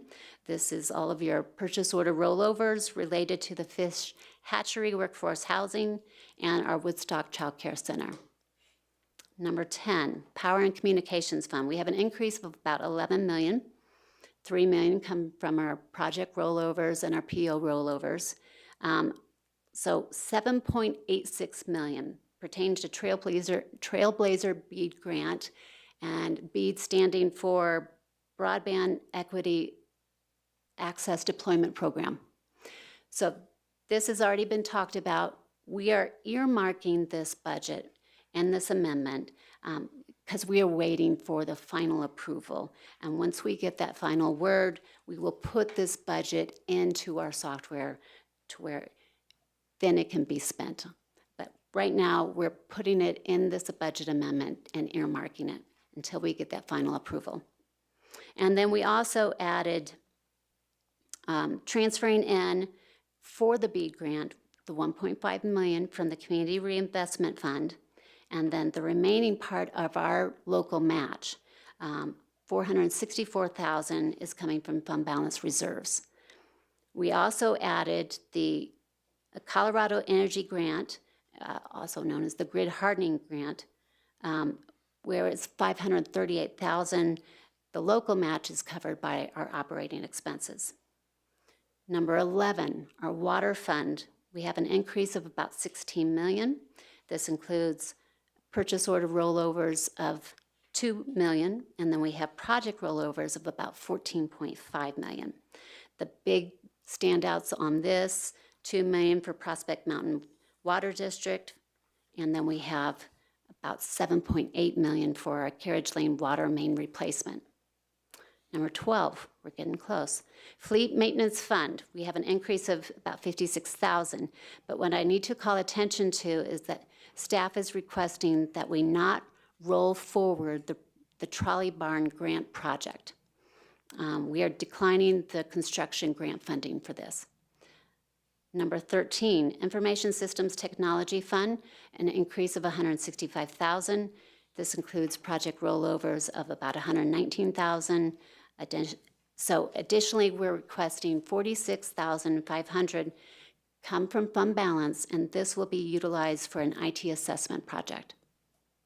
14, we have a vehicle replacement fund, an increase of about 697,000, and this is your POs and your project roll forwards. And 15, Facilities Management Fund, an increase of 232,000.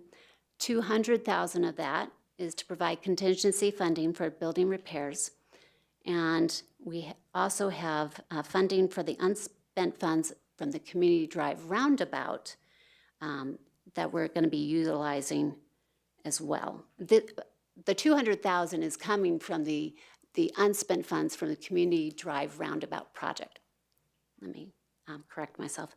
And then lastly, 20,000 was originally set aside in our 2025 budget. There's reserves, and it's under the general fund. It's called Parking Services Fund Reserves, and that 20,000 has been transferred over, or being requested to be transferred over to our facilities fund, and they'll be repairing the ceiling. It's not ceiling CI or CEIL. It's ceiling SEAL. that will be in the parking garage, and our facilities management team will be taking care of those particular repairs.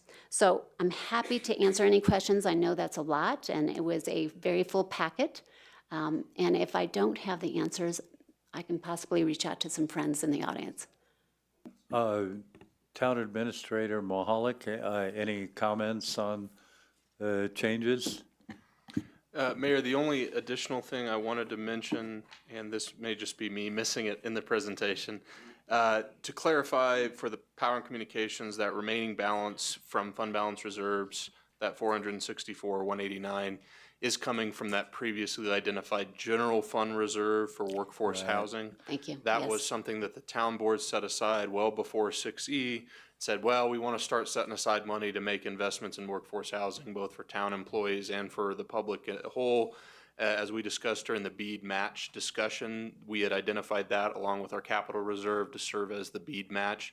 That is a critical priority for us to finish that project. So we are about a little over half of that unallocated general fund workforce housing reserve. I want to be very clear there. It's this weird little capital reserve we set aside, and we weren't quite sure what to do with it when 6E came forward, when the linkage fee was imposed.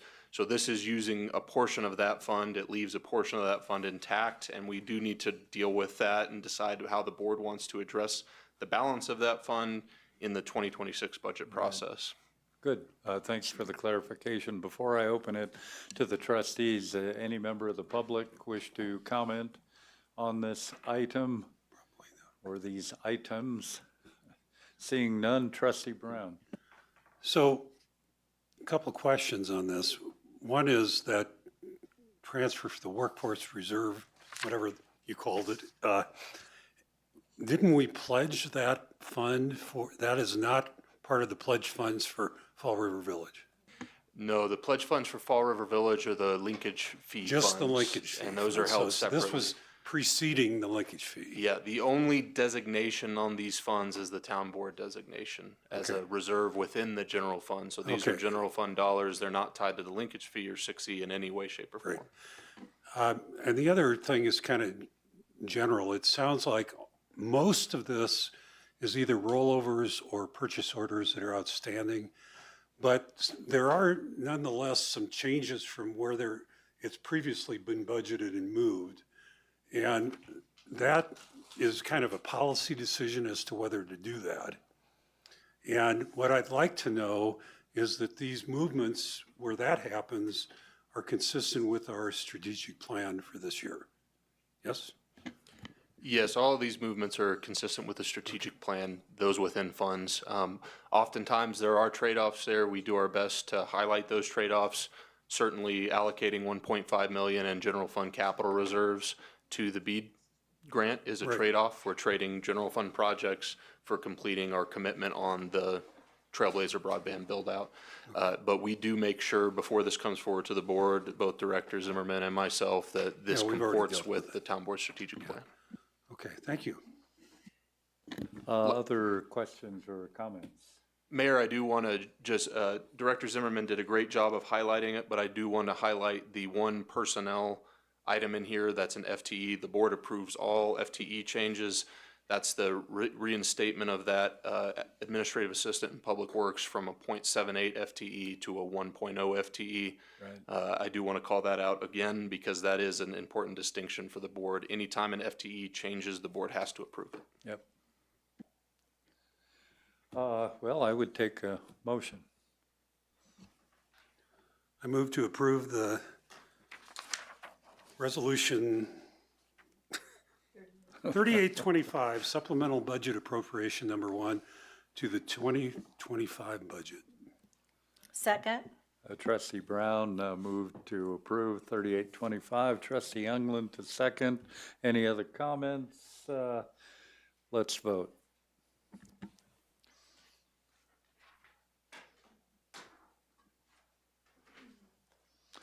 Director Zimmerman, you win. Okay. Thank there you very go. much. Thanks very much for the explanation.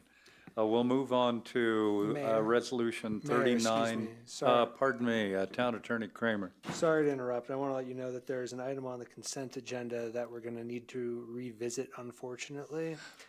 We can do that now or we can do that later. I don't think it'll take too long. Which item? Consent agenda, item number 4, Resolution 29-25. It's an amendment to a professional engineering services agreement. Town Clerk Williamson just brought to my attention the version of the agreement and the resolution that are in the packet were never finalized or approved. They found their way into the packet somehow, and we'll have to figure out how that happened. But in the meanwhile, I would suggest that the board move to reconsider that item and we finish it up and we put it in the packet in its correct and final form at the next town board meeting. I'd be fine with doing it at the next meeting. I'll move that to the next meeting and finalize it. Do we need a motion, actually? Okay. I would say so, Mayor, because it was approved and this will unapprove it. So it'd be Right. a motion to reconsider and continue it to the next Okay. meeting. I move to reconsider and continue it to the next meeting. 29-25. Yeah. Second. Let's vote.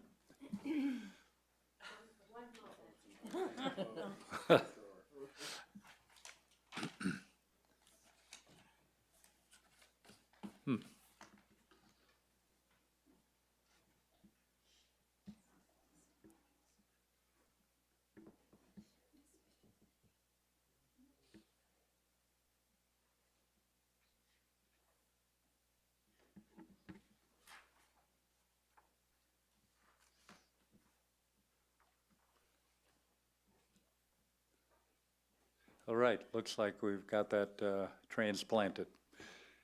We can now move on to item number 2 under the action items, Resolution 3925, 60 funding expenditure for child care startup costs, Manager Carly Banks.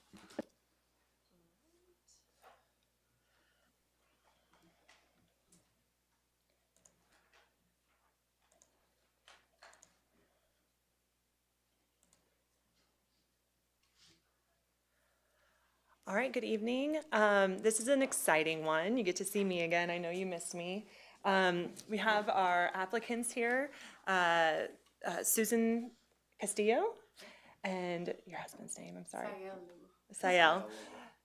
They're, and then, sorry.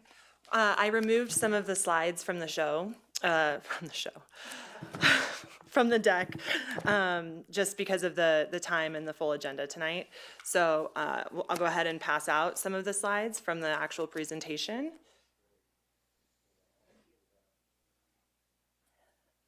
I hate to cut Susan short because she had a really robust and beautiful presentation. In your packet, you also had her full business plan and her budget with their other packet materials. So hopefully you were able to review those ahead of time. Again, this is a really exciting agenda item. This is one of our first real big capital expenditures to a provider for startup costs. This would really directly increase capacity, specifically for those critical infant and toddler classrooms. So tonight we're bringing you this request to use 6E funds to support the startup costs for little kid Montessori childcare in preschool. It's currently operating and has been operating for a while as a home child care provider. She went through her licensing and was a recipient of support from EVIX, Family Resource Center, to get her licensing, and we've been really excited to have her offering care within our community. I think you have a few different public comments within your packet as well in favor of that. So we've been working probably for 6 months, maybe even longer, 9 months, in discussing these, moving her into a facility, into a location. She's been working with St. Bartholomew's Church, which is right up the street here on McGregor. It provided childcare out of that location till about 2009, is my understanding. And then because of funding, it closed. But the church itself has always really enjoyed having childcare out of the facility. And there have been some upgrades in the lower level of that church, which you can see in the packet as well. There's some images of the church space that used to be used as childcare. These funds would specifically go toward the startup costs, including some of the salary and operating costs of this for the staff. And then we're looking to match the funds that the town offers or may provide with funds from other grants to support some additional renovations and capital improvements of the church. So really what you're looking at are those startup costs that were in the budget. To really summarize the presentation that she had, here's a picture of the church. One image of the lower level, there would be 3 different classrooms. We have an outdoor space that we would be looking at renovating and upgrading as well with some of the other matching grant funds. The proposal itself would serve up to 26 children. Again, there'd be 3 classrooms. 1 classroom would be for infants and 1 would be for toddlers. And the programming is Montessori-based and bilingual. Again, serving a critical need in our community. So we're looking at $150,000 for these startup costs. As you can see within the funding agreement, we did add some various stipulations, some additional stipulations because of the just the difference of use of funds in this request. We have asked the provider to offer care for that critical children under 3 years old, infants and toddlers, as well as requested that they offer care for a minimum of 5 years.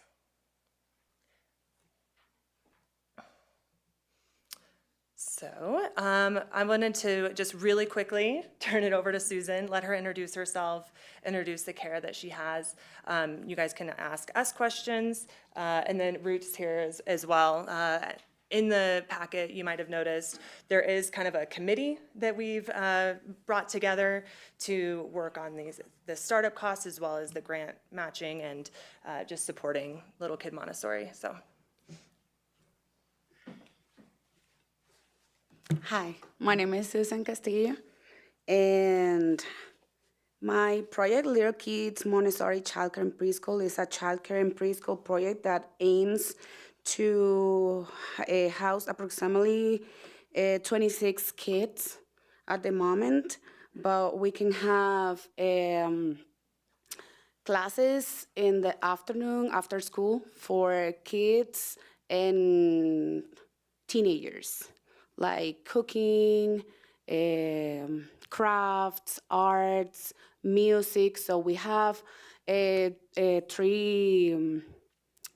teachers right now and 3 paras, so they can help me in this project. So if we have any questions for me,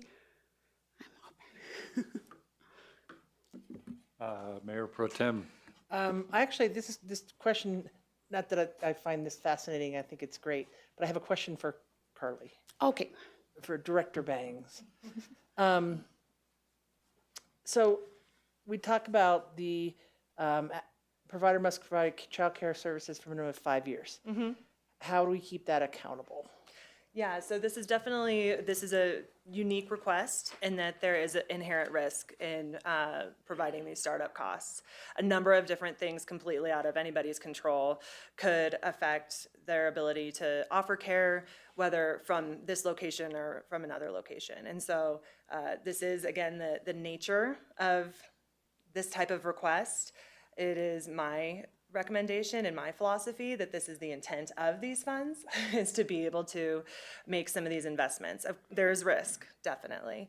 And we went back and forth and worked with Attorney Kramer on what that looks like, what we're willing to put into as an investment into something like this. I think the applicant's eagerness to match the funds with other grants helps too. We're not looking at the full expenditure, but looking at leveraging this and diversifying the funds. Okay, thank you. Mm-hmm. Thank you. Town Attorney.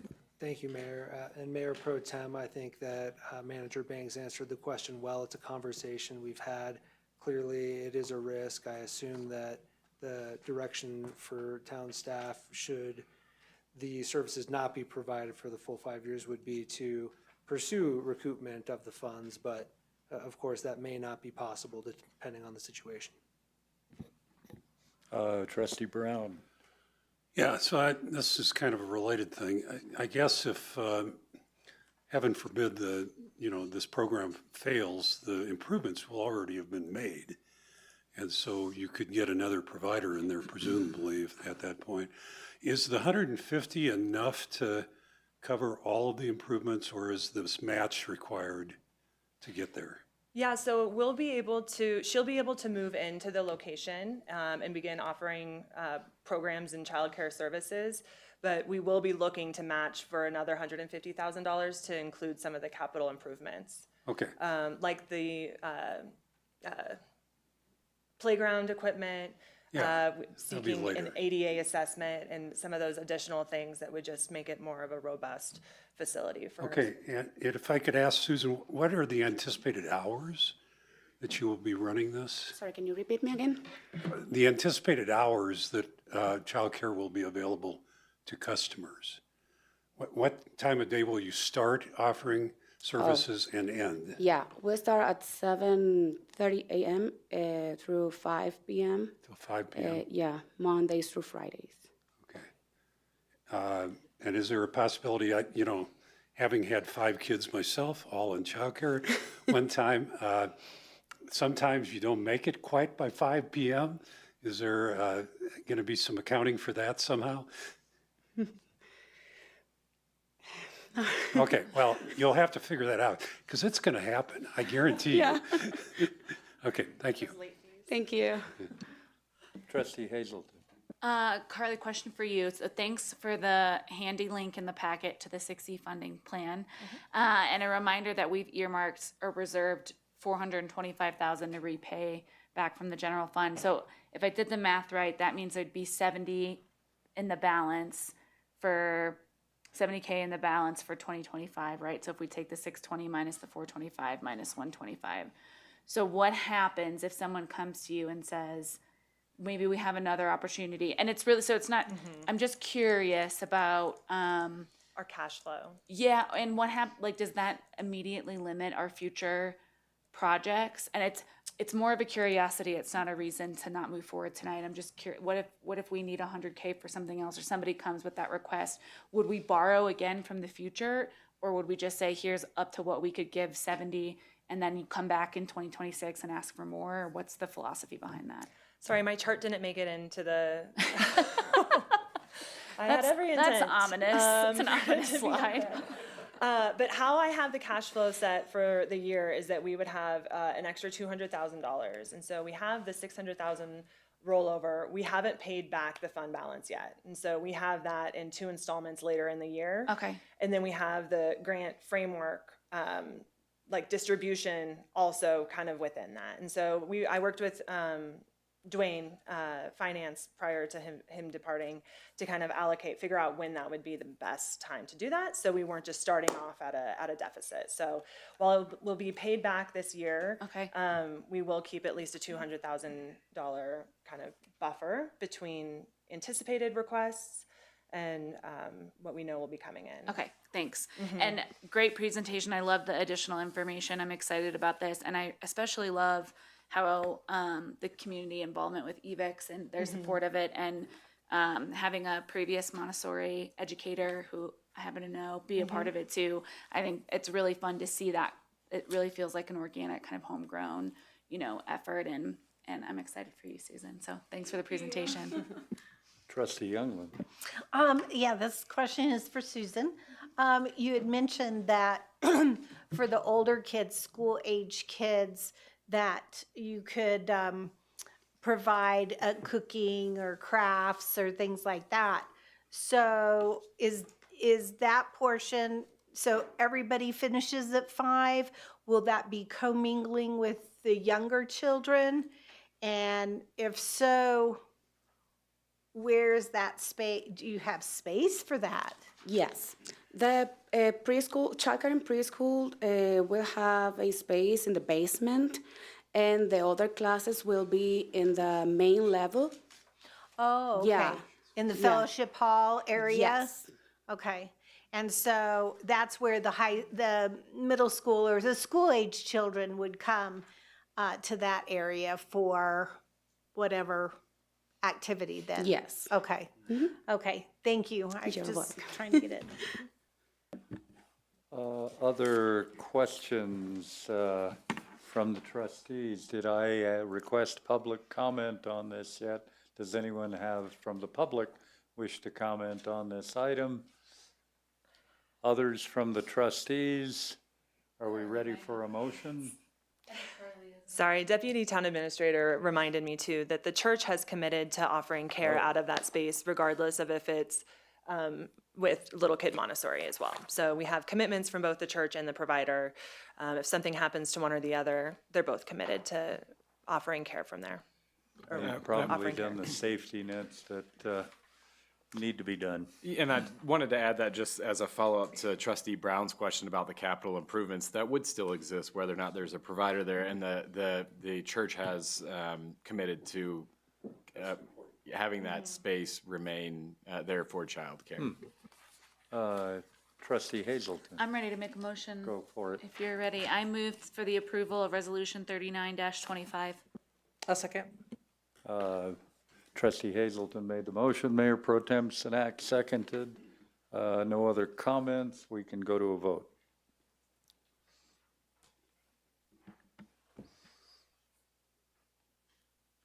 And I'm not seeing there we go. Thank you. Passes unanimously. Congratulations and thanks so much for the service, for the help to the Estes community. Thank you. Thank you so much. And you can have a cookie too, so. Boy, somebody put together quite the agenda today.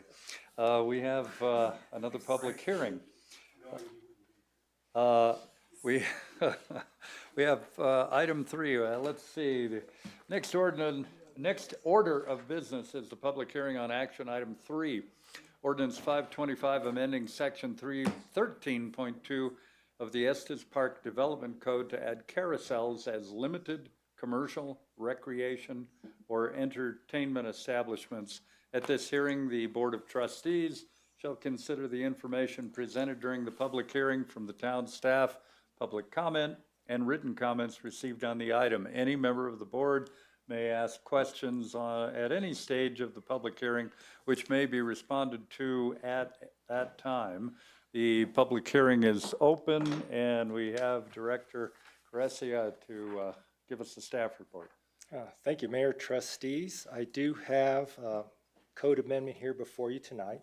This is the formal public hearing consideration for the discussion we had a couple weeks ago on this item. And just go real quickly through this. Again, we're looking at a proposal for a carousel entertainment recreation use downtown. And a development code that's not allowed. It's very specific as what is allowed in terms of recreation and entertainment. And this was the definition that we looked through.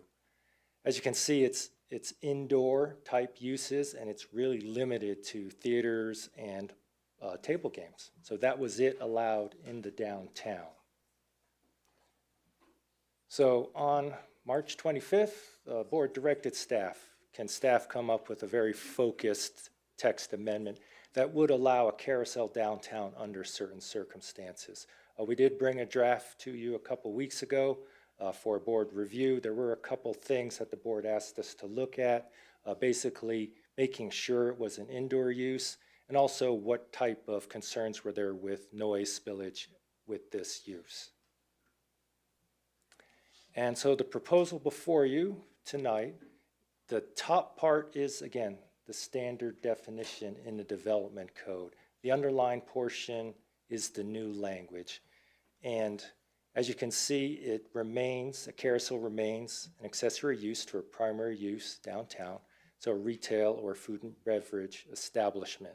The new language is indoor, so it does state now, and indoor carousels. That was a board directive to add that word in there.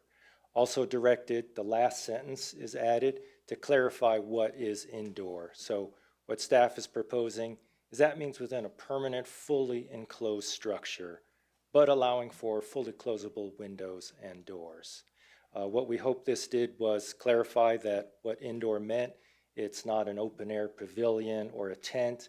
It is actually a solid roof structure with solid sides, but allowing for fully closable windows and doors. And also with this measure, hoping that that would keep noise inside a building versus, again, an open air type venue that would allow noise to spill out. And also, as an accessory use, it would also need to comply with A, B, and C here, again, assuring that this is an incidental, customary accessory use to a primary use. You could not have a standalone carousel downtown. It has to be an accessory use. And again, while this was directed by one particular user, this amendment, this change would apply to all of downtown. So if there was another user that met the criteria, they could take use of this new carousel use. Advantages, this provides clarity. Carousel is now allowed downtown as long as it meets the criteria set forth in the development code that it's an indoor use within a fully enclosed building. It's just consistent with both our comprehensive plan and downtown plan. Both of those plans call for a variety of vibrant uses downtown, including entertainment type uses. So this text amendment would be consistent with both of those plans. Disadvantage we talked about, since we're doing an overall code update, standalone code updates could cause some logistical issues, but again, we're early in the process, so I don't see necessarily any issues with adopting a standalone at this time. As a public hearing, we were required to notice this, so we did notice this in the April 4th paper. We did post it on our website as well. To date, we are aware of one letter of opposition, which was included in your packet. With that, Mayor, that concludes my presentation. Staff is recommending approval of this ordinance. Available for any questions. First, is there any public comment in regard to this issue?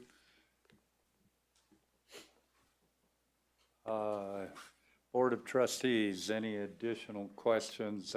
Thank you, Director, for the indoor characterization made it much more consistent with those other three categories of items that were historically part of that. Can I ask one question? Yes. Just on the definition of indoor and the windows, I still would like to have open air, but I'll turn off the noise. I'd like to have clean, fresh air in there. And is that still allowed to have open doors? As I understand the doors, they are fully closable. Fully closable. It sounds to me like they are openable. 95% of the time, my goal is to actually bring people up here during the winter time, and I'm not opening those doors. I am also putting in air conditioning, and I wouldn't want to air condition all of Estes Park. And so for 90% of the time, but I still want to be able to have doors that work. Yeah, thank you for the clarity. So just to be clear, between the chocolate factory and this new building, there will not need to be a closable door necessarily there? No, it actually will be, there isn't actually a quote-unquote new building, it's an addition. All right, so it's a kind of a pass-through, yeah. So the common area, you'll be able to walk on 2 floors.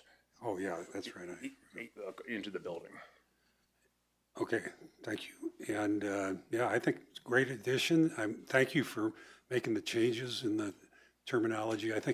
I don't think I would have supported this if we're not indoor. And particularly with the history that we've had with some other things like this. So I appreciate that change. May I make a comment? I'm Walt Dietrich. I'm the president and chairman of Whimsadoodle, which is a new not-for-profit foundation based in Estes Park. We have a number of properties along Cleve Street, and we love the idea of what is happening to Cleve Street. We very much want to be a part of making that a very vibrant new destination in downtown, and we strongly support the idea of the carousel and bringing a lively, wonderful new addition to the Cleve Street area. So I just wanted to state from the standpoint of Whimsadoodle that we strongly support this. Thank you. Thank you. Other comments?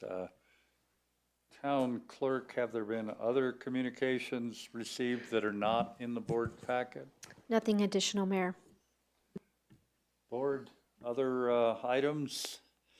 All reports, statements, exhibits, and written communications presented will be accepted as part of the record. This public hearing is closed. I'll request a motion. I'll make a motion to approve ordinance 05-25. Second. Trustee Youngland made a motion to approve. Trustee Hazelton seconded. We can vote.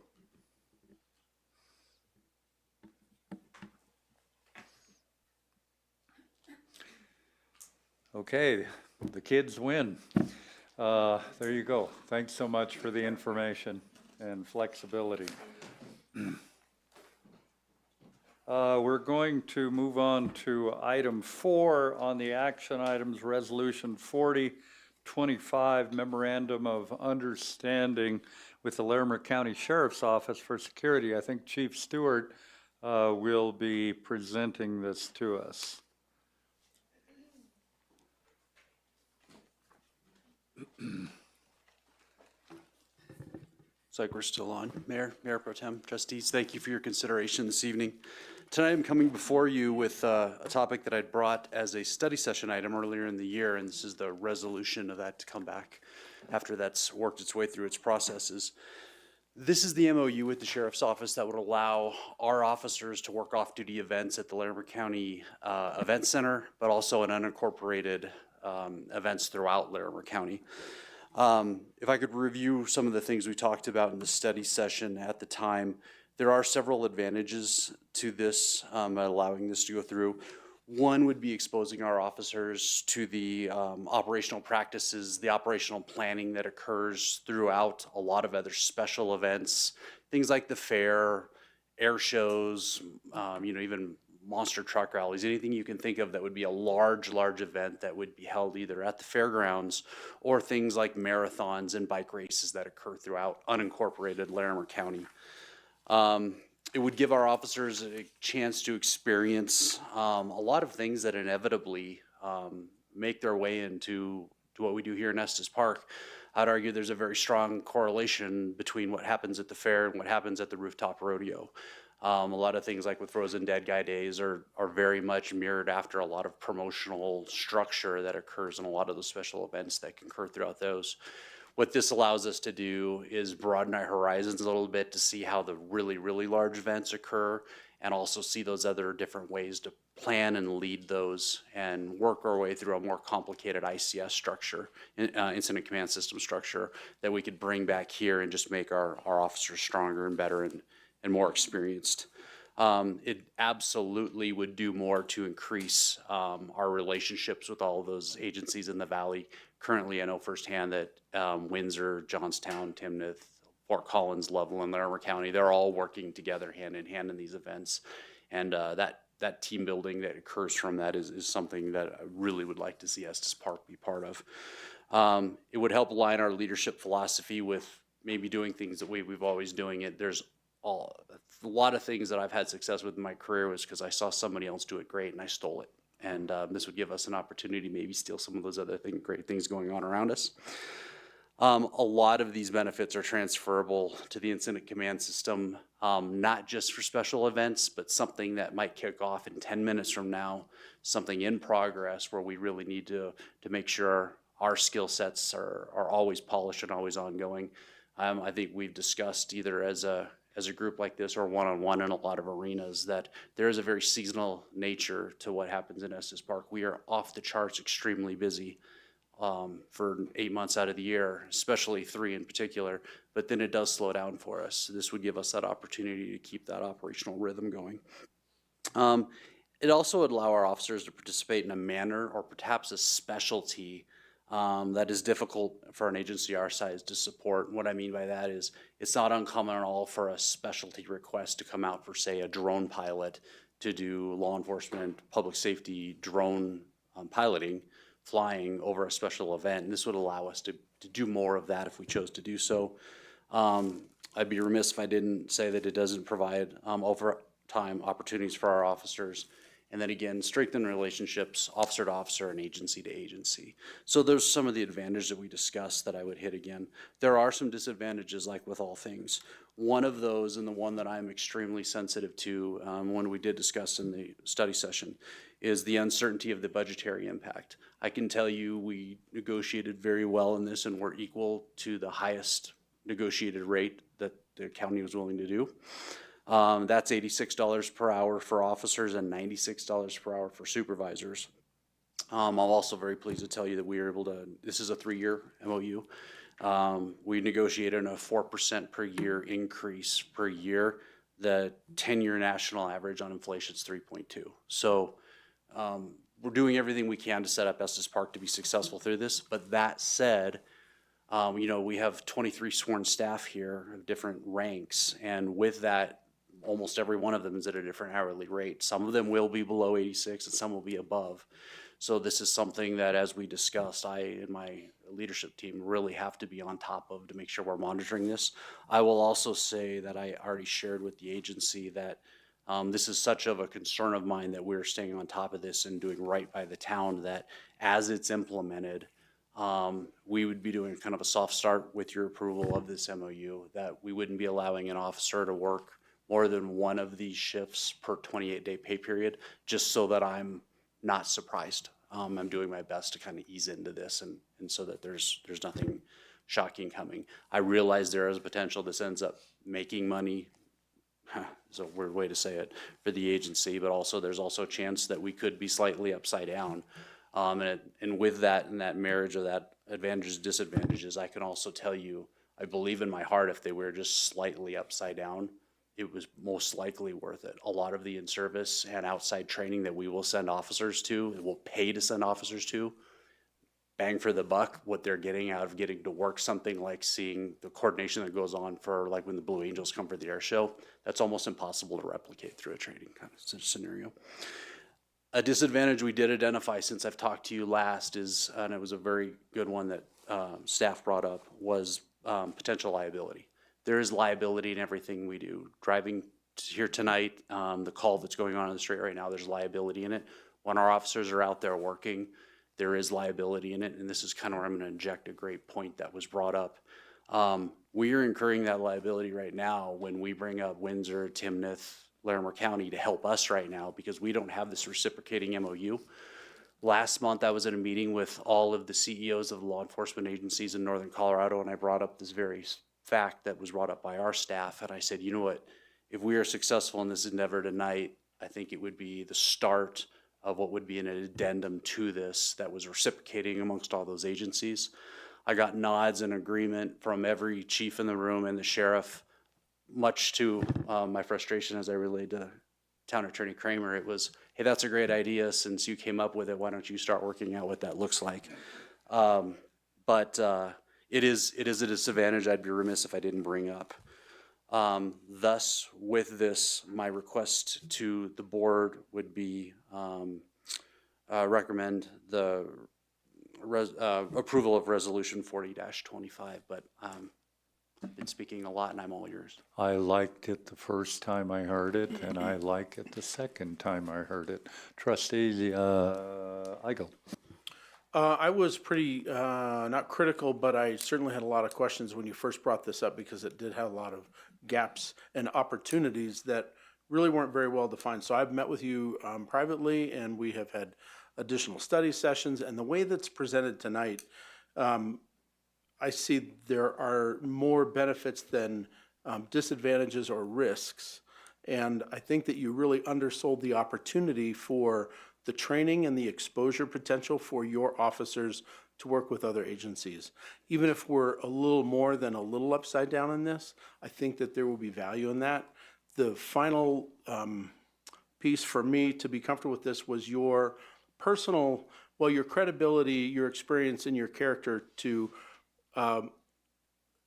promise to watch the budgetary impact of this on your department. And that's something that we can't see every day, that you will see every day. And with that offer of oversight, I would wholeheartedly support this, and I appreciate that you worked so hard on it. Thank you, sir. Trustee Brown.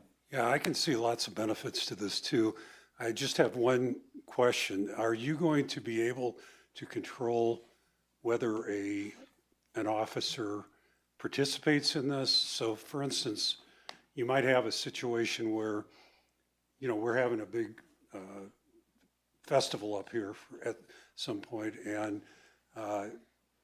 somebody wants overtime and they want to go down there, but you know, need to maintain the coverage that you need to maintain. So I presume the MOU will not limit your ability to do that? Absolutely not. Estes Park comes first. Okay. And to your point, you know, it's here April, but I'm bringing this back to you right when we're ramping up. I'm actually really envisioning this be a really slow break in because we're going to get busy, and then summer's coming. Yeah, I think September, October is going to roll around, and all of a sudden this might be taking advantage of a lot more. And then there's also the recognition that we do have core central events here, 4th of July, Catch the Glow, that's an all hands on deck on us. You couldn't take that off if you wanted to, so. Okay, thank you. Does any member of the public wish to comment on this item? If there are no other questions, I'd take a motion. I move for the approval of Resolution 40-25. I'm happy to second it. Trustee Hazelton made the motion to approve 4025. Trustee Eigel seconded. We can vote.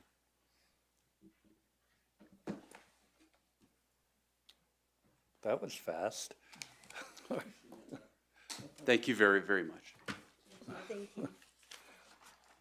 Thanks very much, Chief Stewart. We have 3 items with Manager Klein, if I'm reading the agenda right. In an act of mercy. So the It's all tourists coming now.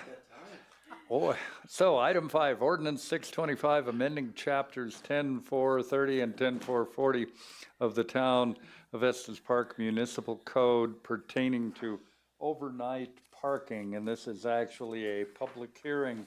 Shuffling my cards here, at this hearing, the Board of Trustees shall consider the information presented during the public hearing from the town staff, public comment, and written comments received on the item. Any member of the board may ask questions at any stage of the public hearing.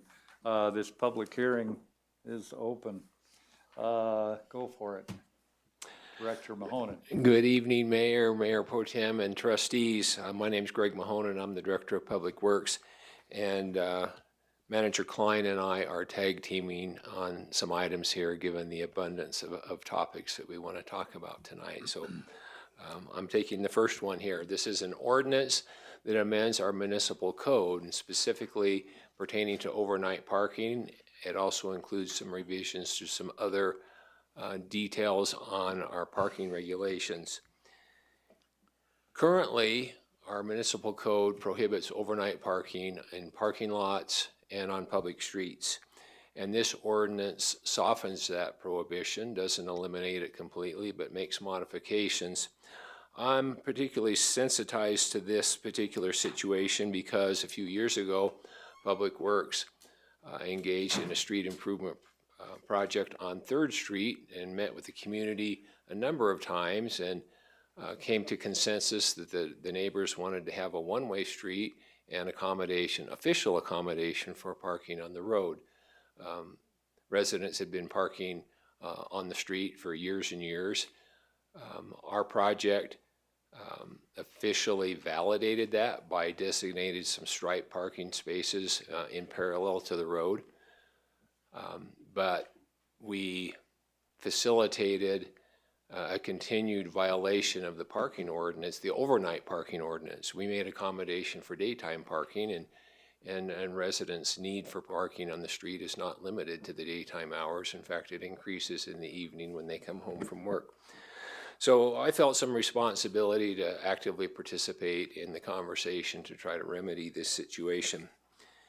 You may remember we had a study session conversation in March on this topic and had quite a lively conversation. There were different opinions and thoughts on ways we could maybe go different directions on how we approach this modification to overnight parking. And at the end of that discussion, we agreed that staff would come back later this year and continue that conversation to go into more detail regarding potential additional modifications. But in the meantime, we committed to bring this ordinance forward so we could implement some of the changes that we talked about in March. After we had our study session, our staff met with our events and visitor services director and learned of some additional need that his team had regarding accommodating contractors and participants in some of the special events. And so the ordinance that you see tonight does make accommodation for overnight parking at the events complex, excuse me, for those participants and vendors. So that's a little bit different content than we talked about in the study session. I talked about the advantages here, and primarily from my perspective, it's the softening of the restriction that allows our residents to park on streets where there is sufficient width and it's appropriately marked or signed to accommodate overnight parking.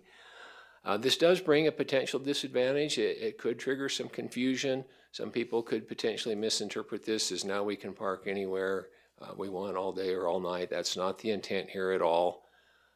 And I know there is some worry that by adopting a provision that allows overnight parking along selected streets, that may encourage people to camp there.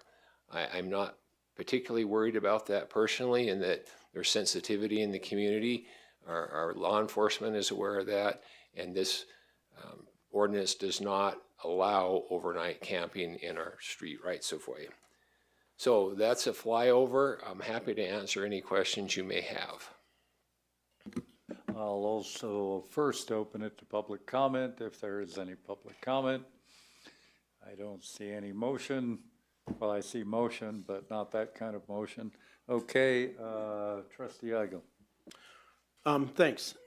Thank you for your thoughtful approach to this and coming back, and especially following up after the prior conversation that I am guilty of helping become a lively, constructive conversation.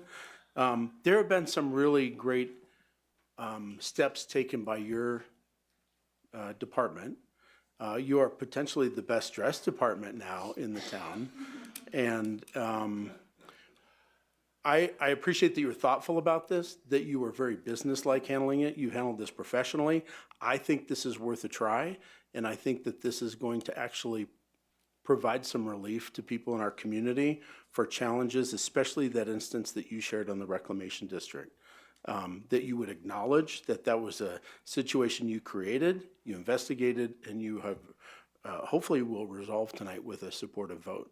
So I support this, and I appreciate your hard work on it. Thank you.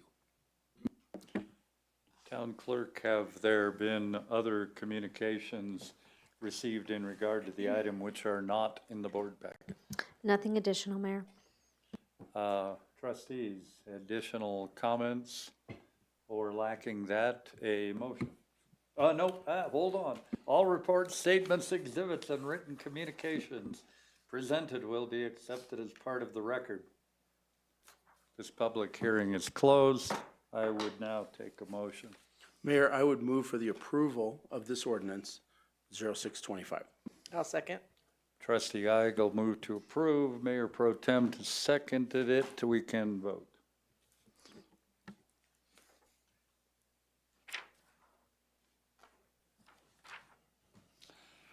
Good to go. Thank you, Director Mahonen. Thank you very much, and I would like to take this opportunity to publicly thank my staff, thank Travis, Jason, Dan, and all of you for 10 plus years of very active support. This is the last presentation I will be giving to the board as the Public Works Director, and I just want to thank you all for a wonderful decade of service here in Estes Park. If I could make a motion, yeah, sure, standing ovation. Thanks for all your tremendous work. And that is a really cool tie. So We'll have to compare. Okay, we have Resolution 4125, professional services contract with Desmond Inc. for the design of the Bighorn parking structure. Manager Klein. Thank you. Is that no, this one is not a public hearing. Okay. Correct. Thank you. Good evening, Mayor and trustees. Let me start by saying that's a great boss right there. I am Dana Klein. I serve as your parking. Dana, can you pull the microphone down a little bit?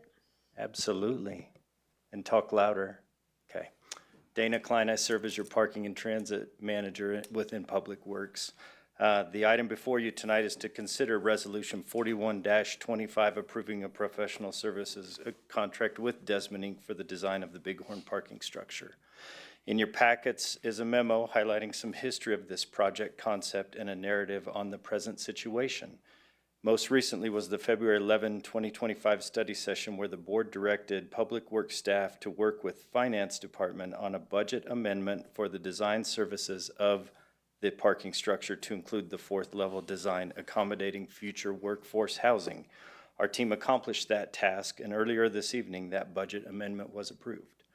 As a result of that amendment approval, we have funding to satisfy the design contract proposal with Desmond for $456,882 and a contingency of $43,118 for a maximum expenditure of $500,000.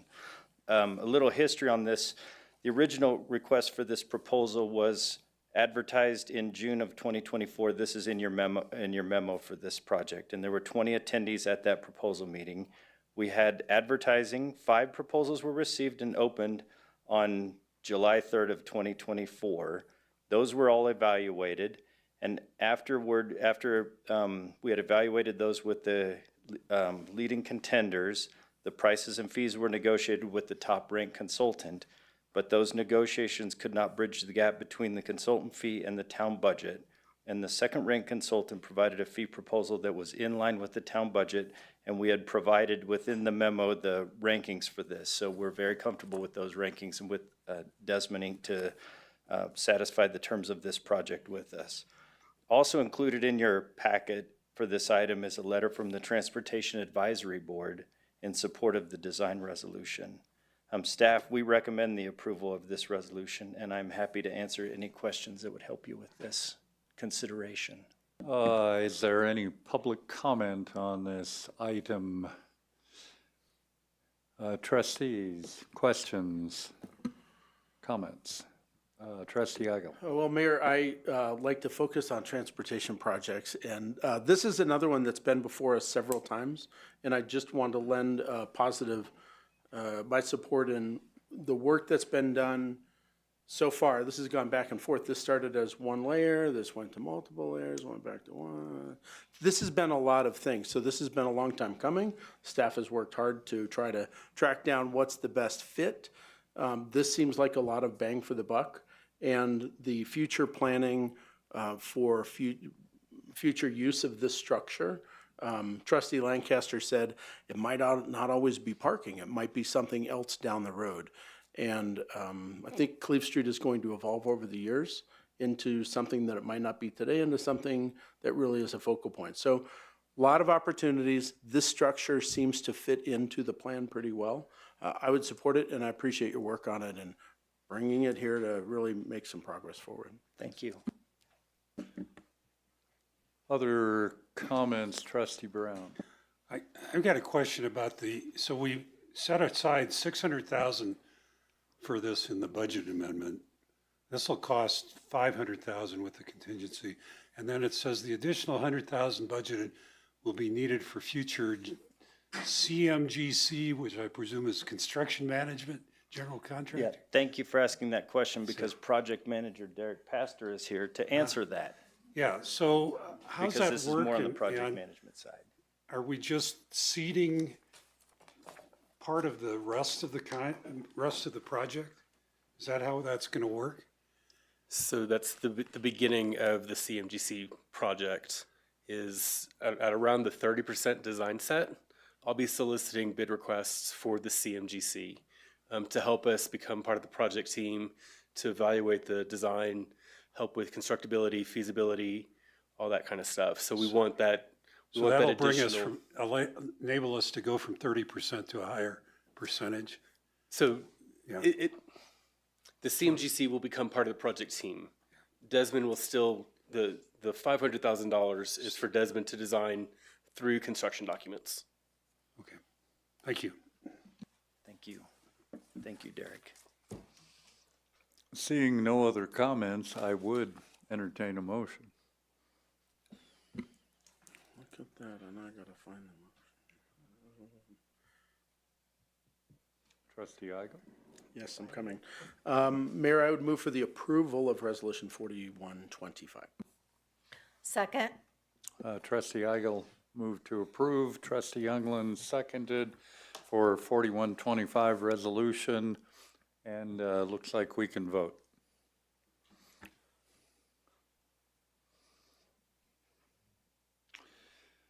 Manager Klein. Thank you for Good to that. go on that.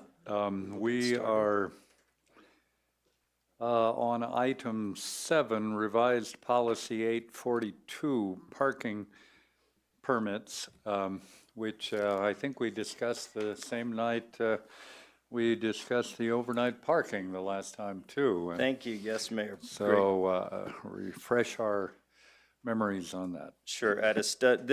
This is a request to update policy 842 related to permits offered for the paid parking season. And the one focus change we're talking about this evening is permit type, business permit, commercial loading. You are absolutely correct. At a study session on March 26th, we presented a report and the town board affirmed concerns with this permit type using stalls in the downtown area. So based on that feedback, staff proposes the town board consider changing rules and regulations item 6 for the business permit commercial loading to the following. And this is the one change. Parking shall be permitted between the hours of 5 p.m. and 10 a.m. in the museum annex parking lot, 224th Street only. And this would be one space per permit. Multiple vehicles sharing a single permit may not park overnight at the same time. And if supported, this change would be reflected in the permit application when we open that permit portal. We have not opened the permit portal yet for the paid parking season of 2025. So we anticipate if this change is made and it's approved this evening, we would open that permit portal on by the 24th, so just a couple days. And some background on this that we had talked about before is this permit allows a permit holder to load or unload their business vehicle from a parking stall located in a downtown lot. And the current permit states that you would be able to park in a parking shall be permitted between the hours of 5 p.m. and 10 a.m. It does not give a specific location. So with this, vehicles with this type of permit are occupying parking stalls in the downtown during both the daytime and the nighttime hours, overnight hours. And in some cases, a personal vehicle is driven in, so there may be 2 vehicles in that lot during that time. So there's a chance that that's occupying 2 stalls during the daytime hours, and that then restricts other parker types from the high demand downtown locations during that time.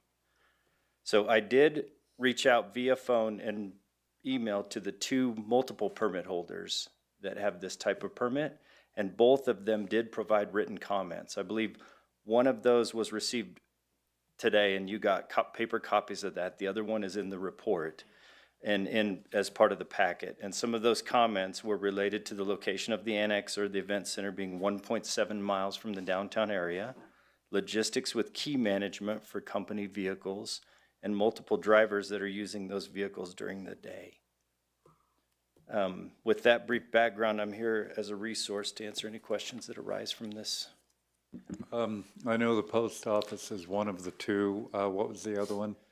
It was Green Jeeps Tours. Correct. That parks at the Weiss lot. And I remember both of the lively discussions last time. As I recall, perhaps I was the cause of most of the liveliness on this topic the last time. I did, after that discussion, I did go down and look at the area in the USPS, the post office down there, and the area that they have off-street there, and have also gotten educated on a lot of their workflow and the processes that they go through.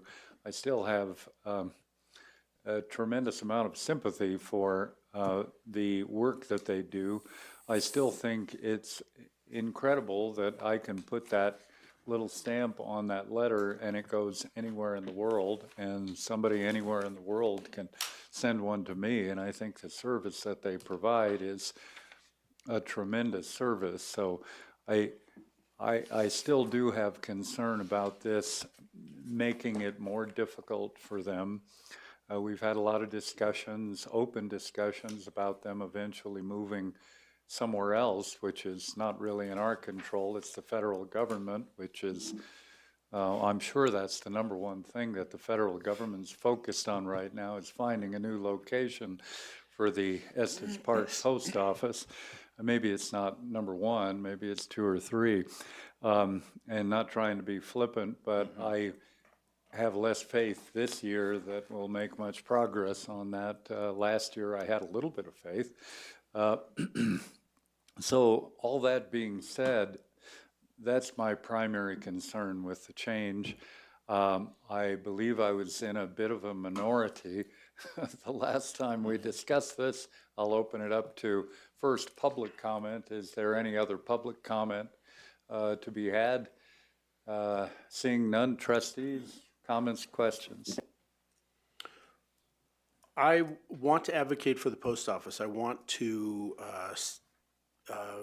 recognize how valuable the service the post office provides our community is. That being said, the number of concerns, complaints, and issues that are created by the post office vehicle situation is overwhelming compared to the points that have been raised by those folks who have to use their vehicles to deliver mail. The public comment that we received from the postmaster asked a lot of questions, but there are no possible solutions or no proposed solutions. The public input that we got from Green Jeep Tours suggests there may be somewhere to work in the middle. The feeling that I have on this today is that we should have had that figured out before tonight. We should have had more options or proposals or suggestions for ideas. I have 10, but I am not working in that situation. So while I want to see this resolved, I think the bigger problem right now is the amount of space that is taken by the post office operation, the lack of solutions that have been proposed by anyone there. And therefore, I would support this the way you've proposed it, the change that you proposed it. And I would hope that we have, and this will force a much stronger conversation about solutions that we can address at any time, at any meeting. We can change the rules at the next meeting. But we need that support and that input from the community that is most affected by this. And having not heard that, I would support it as you've proposed it. So thanks for doing the work. Trustee Brown. I got a question for Attorney Kramer. Is there any risk that the post office has rights of that lot by, go back to law school days, adverse possession or any sort of ongoing use from the past that carries over? Trustee Brown, whenever you're dealing with the federal government, you never know what they're going to pull out of their hat in terms of preemption. If they start making arguments like that, we can go down that road and figure that out. Adverse possession in particular, no. Under Colorado law, you can't adversely possess against town government. Oh, that's good. But there's certainly no specific easements or anything like that on any of that land? Not that I'm aware of. I believe it's just town property, that parking lot. Yes. Okay. Yeah, the other piece of it is, I think there is I'm not sure it's a majority, but a substantial portion of the town board that would like to incentivize the federal government to move that post office to a different location. And this may help, so I'm going to support it. Thank you. other comments. Trustee Youngman, did you have a comment or? A comment plus a Motion? motion. Go for it. I too agree that I think maybe this will help spur the talking process or moving process or what have you with the post office. They are a great service to our community and all around the world, but the problems outweigh the two written documents that we received against it. We've heard numerous people complain about it. I personally, this summer, they were all parked in the handicap spots, and that was a little upsetting to me because they didn't have handicap stickers. So anyway, I will make a motion to I don't see the number. Sorry, revised policy 842. I will make a motion to accept the revised policy 842. I'll second, but I have an additional comment I wanted to make. I mentioned this in the study session, and it still remains a concern of mine that just because we've changed the structure of this permit doesn't mean that those who used them in the past will continue to use them and adhere to our new structure in the future. And I'm worried about impact on neighboring areas, whether that's actual neighborhoods nearby those lots, in those downtown areas, that maybe there'll be a, rather than follow what we've kind of laid out here, that maybe they'll find street parking somewhere nearby that's a closer walk or something like that. Mm-hmm. So I do think that we just need to be prepared of what kind of consequence we may encounter that we don't anticipate at this point, and how we may want to manage that if or when it happens and we receive feedback from community members or whoever. So just want to make that comment.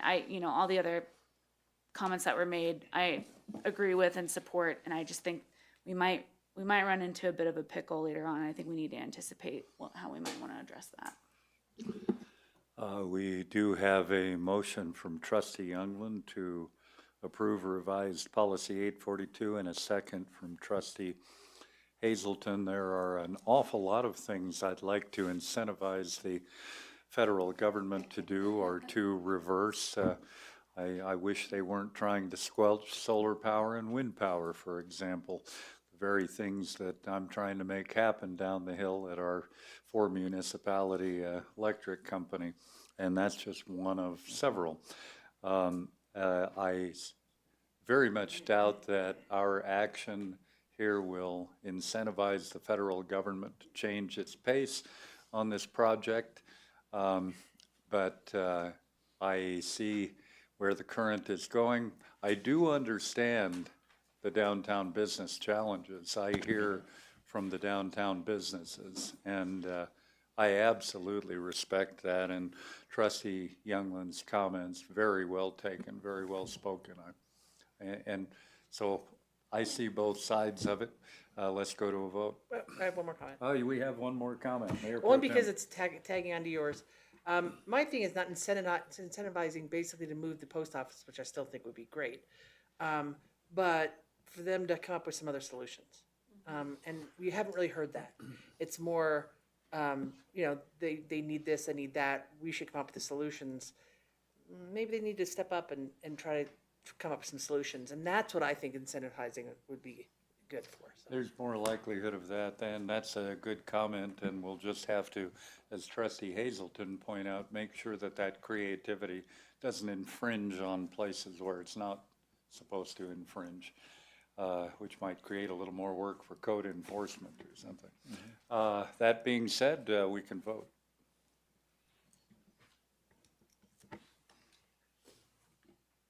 And it passes. You're scoring well tonight, Manager Klein. Thank you all.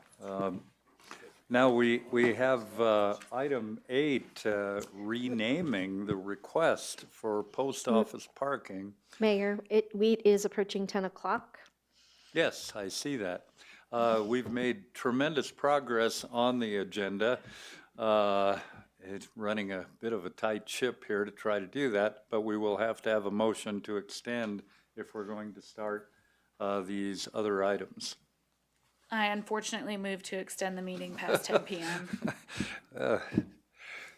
The adverb doesn't count, so the motion is made. Second. And the second is made. We can vote on this.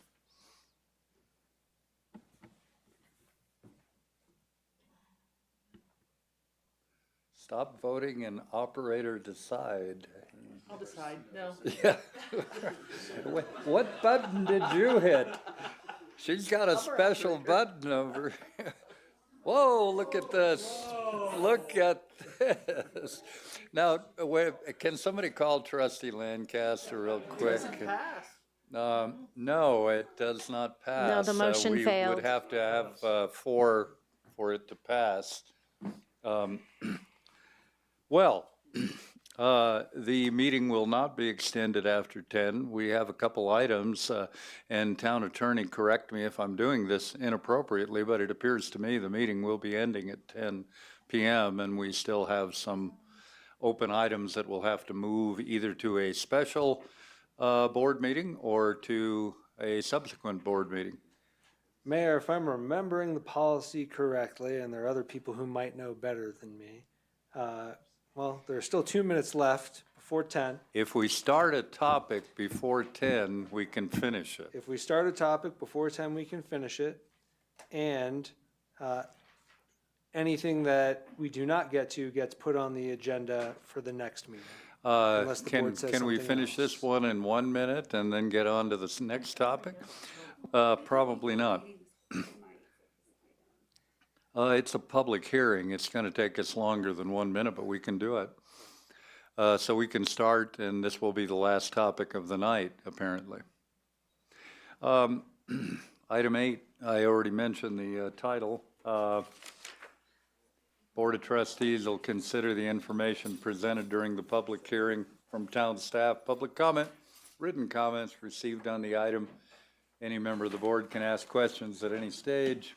The public hearing is open. Staff report on the Baldwin parking lot. Town Administrator Mahali. Thank you, Mayor. You do have before you tonight a renaming request for the post office parking lot to the Baldwin parking lot. That request was submitted on February 17th in order to recognize that the parking lot serves many more businesses and functions more than just the post office.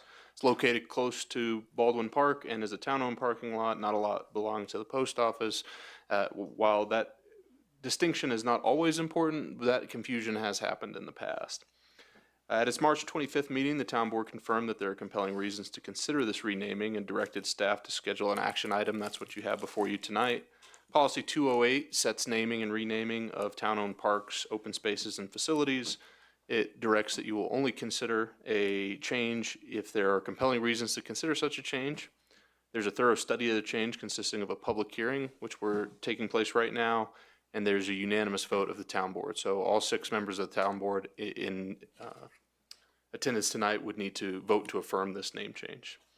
We do believe this highlights the adjacent public park area. It recognizes that the parking lot serves all these additional needs, and it removes potential confusion about the ownership of the parking lot. The disadvantage identified is that anytime a name changes, there's some initial confusion as people get used to that change. We recommend approval of the naming request. The costs are minimal and can be absorbed within the existing parking and transit operating budget. Happy to answer any questions you might have. Are there any public comments in regard to this topic? None. Let's see. Town Clerk, any communications been received in regard to the item that are not in the board packet? Nothing additional, Mayor. Trustees, other comments or questions?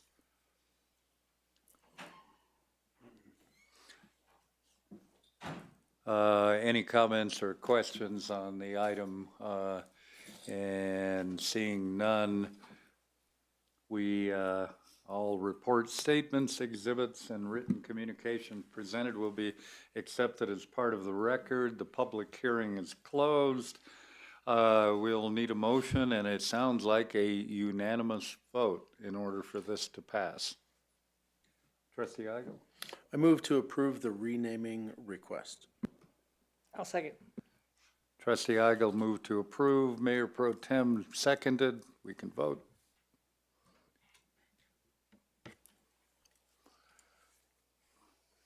And it passes unanimously. At this point, there's nothing more for me to do other than adjourn the meeting. Did you have a comment?